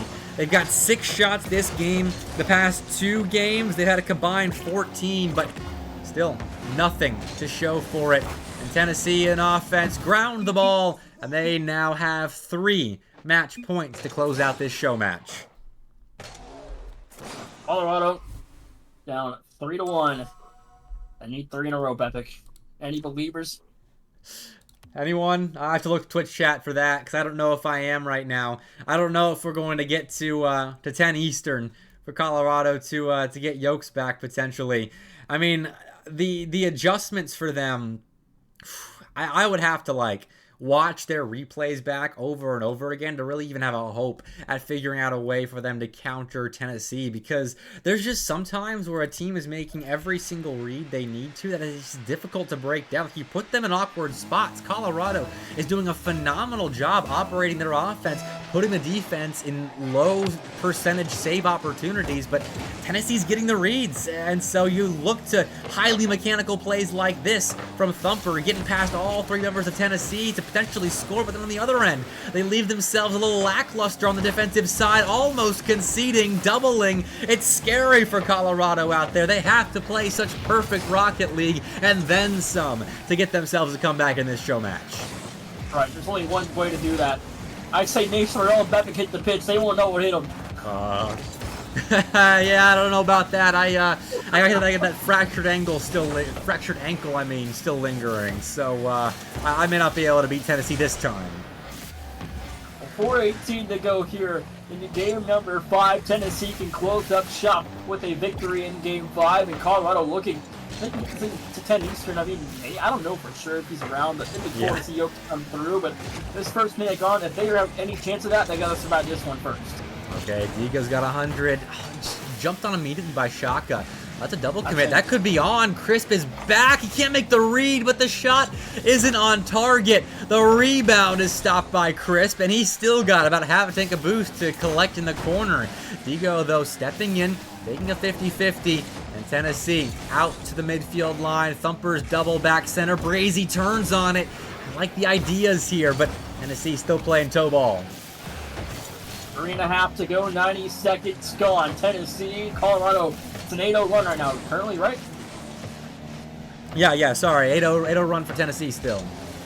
Yeah, Colorado, 0-8 run in favor of the Volunteers. They really need to go their way soon after. They just need one, and they'll be okay. But once they can get on the board, that they will. Brazy finally ends the 8-0 run of the goal of his own.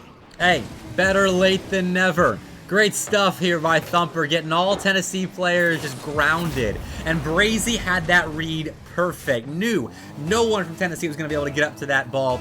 I guess recognized that Shaka was a little low on boost as well, but going up for that was exactly the right choice, the right time as well, as he was quick to get up to that ball, and Colorado find their first lead in ages since they won that overtime in Game 1. Big save there, too, by Shaka to keep it a 1-0 affair here. 3 minutes on the clock to go. Joker off the back wall, back in front. Thumper will get out to Digo here. Cover a little bit, bunched up in the corner. If you find their attack down the opposite side of the field, the transition will come through. Halftime approaching. We have to go to the first half thoughts here in Game 5. I mean, this is just a rinse and repeat of the last 2 games, honestly. The difference is Colorado was finally able to execute on a play that Tennessee didn't have a read on. So, I mean, I'm fully expecting Tennessee to put together at least a couple of goal-scoring opportunities fairly quickly and get themselves back in this one. There's no way this ends as a 1-0 win for Colorado. That I can guarantee you. Back in front, and Shaka will find the save initially. Thumper back pass out to Digo, boosting control. But Colorado now got to hold off an attack for 2 minutes. Open break finds Digo. Sets up Bracy again on a 1-on-1. Drops it down, no one there. Thumper's home, but the shot's wide. Chris on the save. Pass across to Digo, finds nets. It bounced off the post, but it still heads in. Colorado finally getting the bounces in this one, and that is a pretty heads-up play created by Digo and Brazy. 1 minute, 53 seconds. Colorado out to a 2-0 lead, their largest lead of the night. Oh, it's a good kickoff. No, Chris is able to collect, puts it to the corner. And Digo misses the read. Oh, no, Digo. I mean, you can't be giving that up in the corner. Like, he was right there for it. Could have gotten the read. Any kind of touch would have sufficed, but he gives it right back to Crisp, and that you can't do. Back to a 1-goal game. Lead cut in half.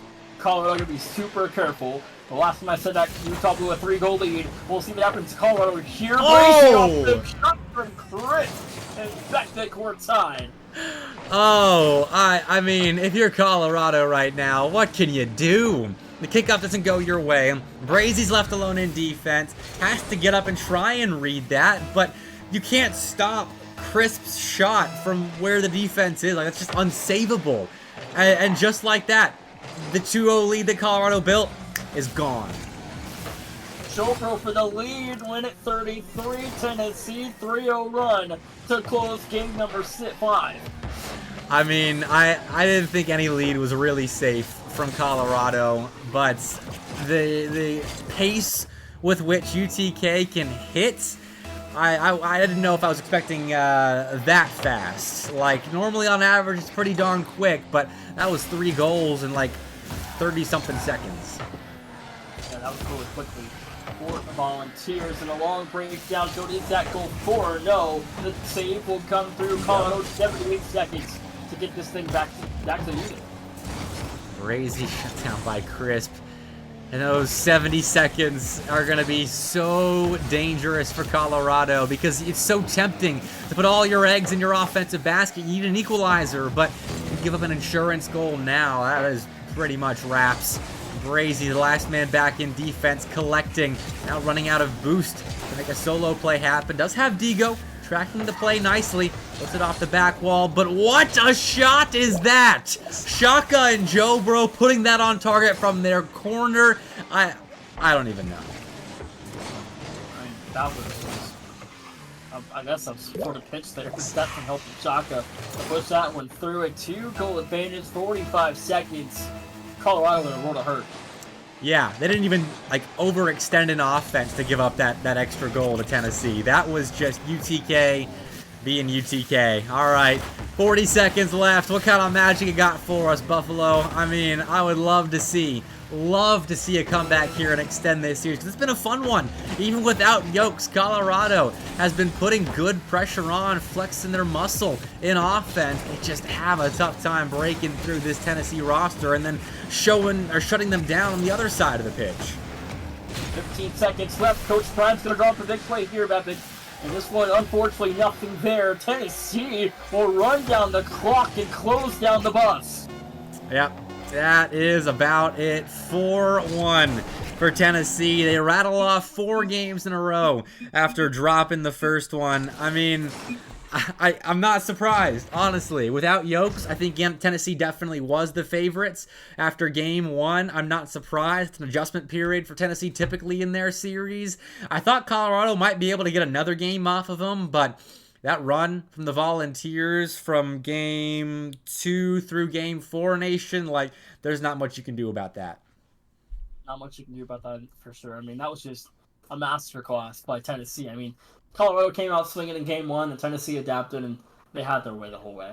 Yeah, they absolutely did, but that concludes our CCS night of action on Monday Night Lights, Nation. That was such a fun night. I appreciate you helping me set that up, and I mean, we had a great display of what the CCS is offering this season, because all 6 of those teams we just watched go to Game 7, Game 6 with a super long overtime, and then, well, 4-1. I mean, it was incredible Rocket League. I mean, there's 97 teams in CCS Season 3, and there's 95 schools. Yep. Next fall, there's be like 180. So, I mean, it's going to be a lot of fun, and I think everyone should come check out what's going on here and check out the results. There's a lot of good games coming up these next couple of weeks. Absolutely. Check it out. But that brings Monday Night Lights 10 to an end. I can't believe I've been doing MNL. I've done it 10 times this semester. That's a crazy number for me. After I think I got through like 6 in the fall semester before I had to stop. But we'll be going strong into the summer as well. So I appreciate you all tuning in tonight. I'm going to toss a raid over toward Mr. Pyro J, as is tradition. So go show him some love. Show the CCS some love, like you showed Monday Night Lights some love tonight and every single night we broadcast. For Nation, for myself, good night. I'll see you later.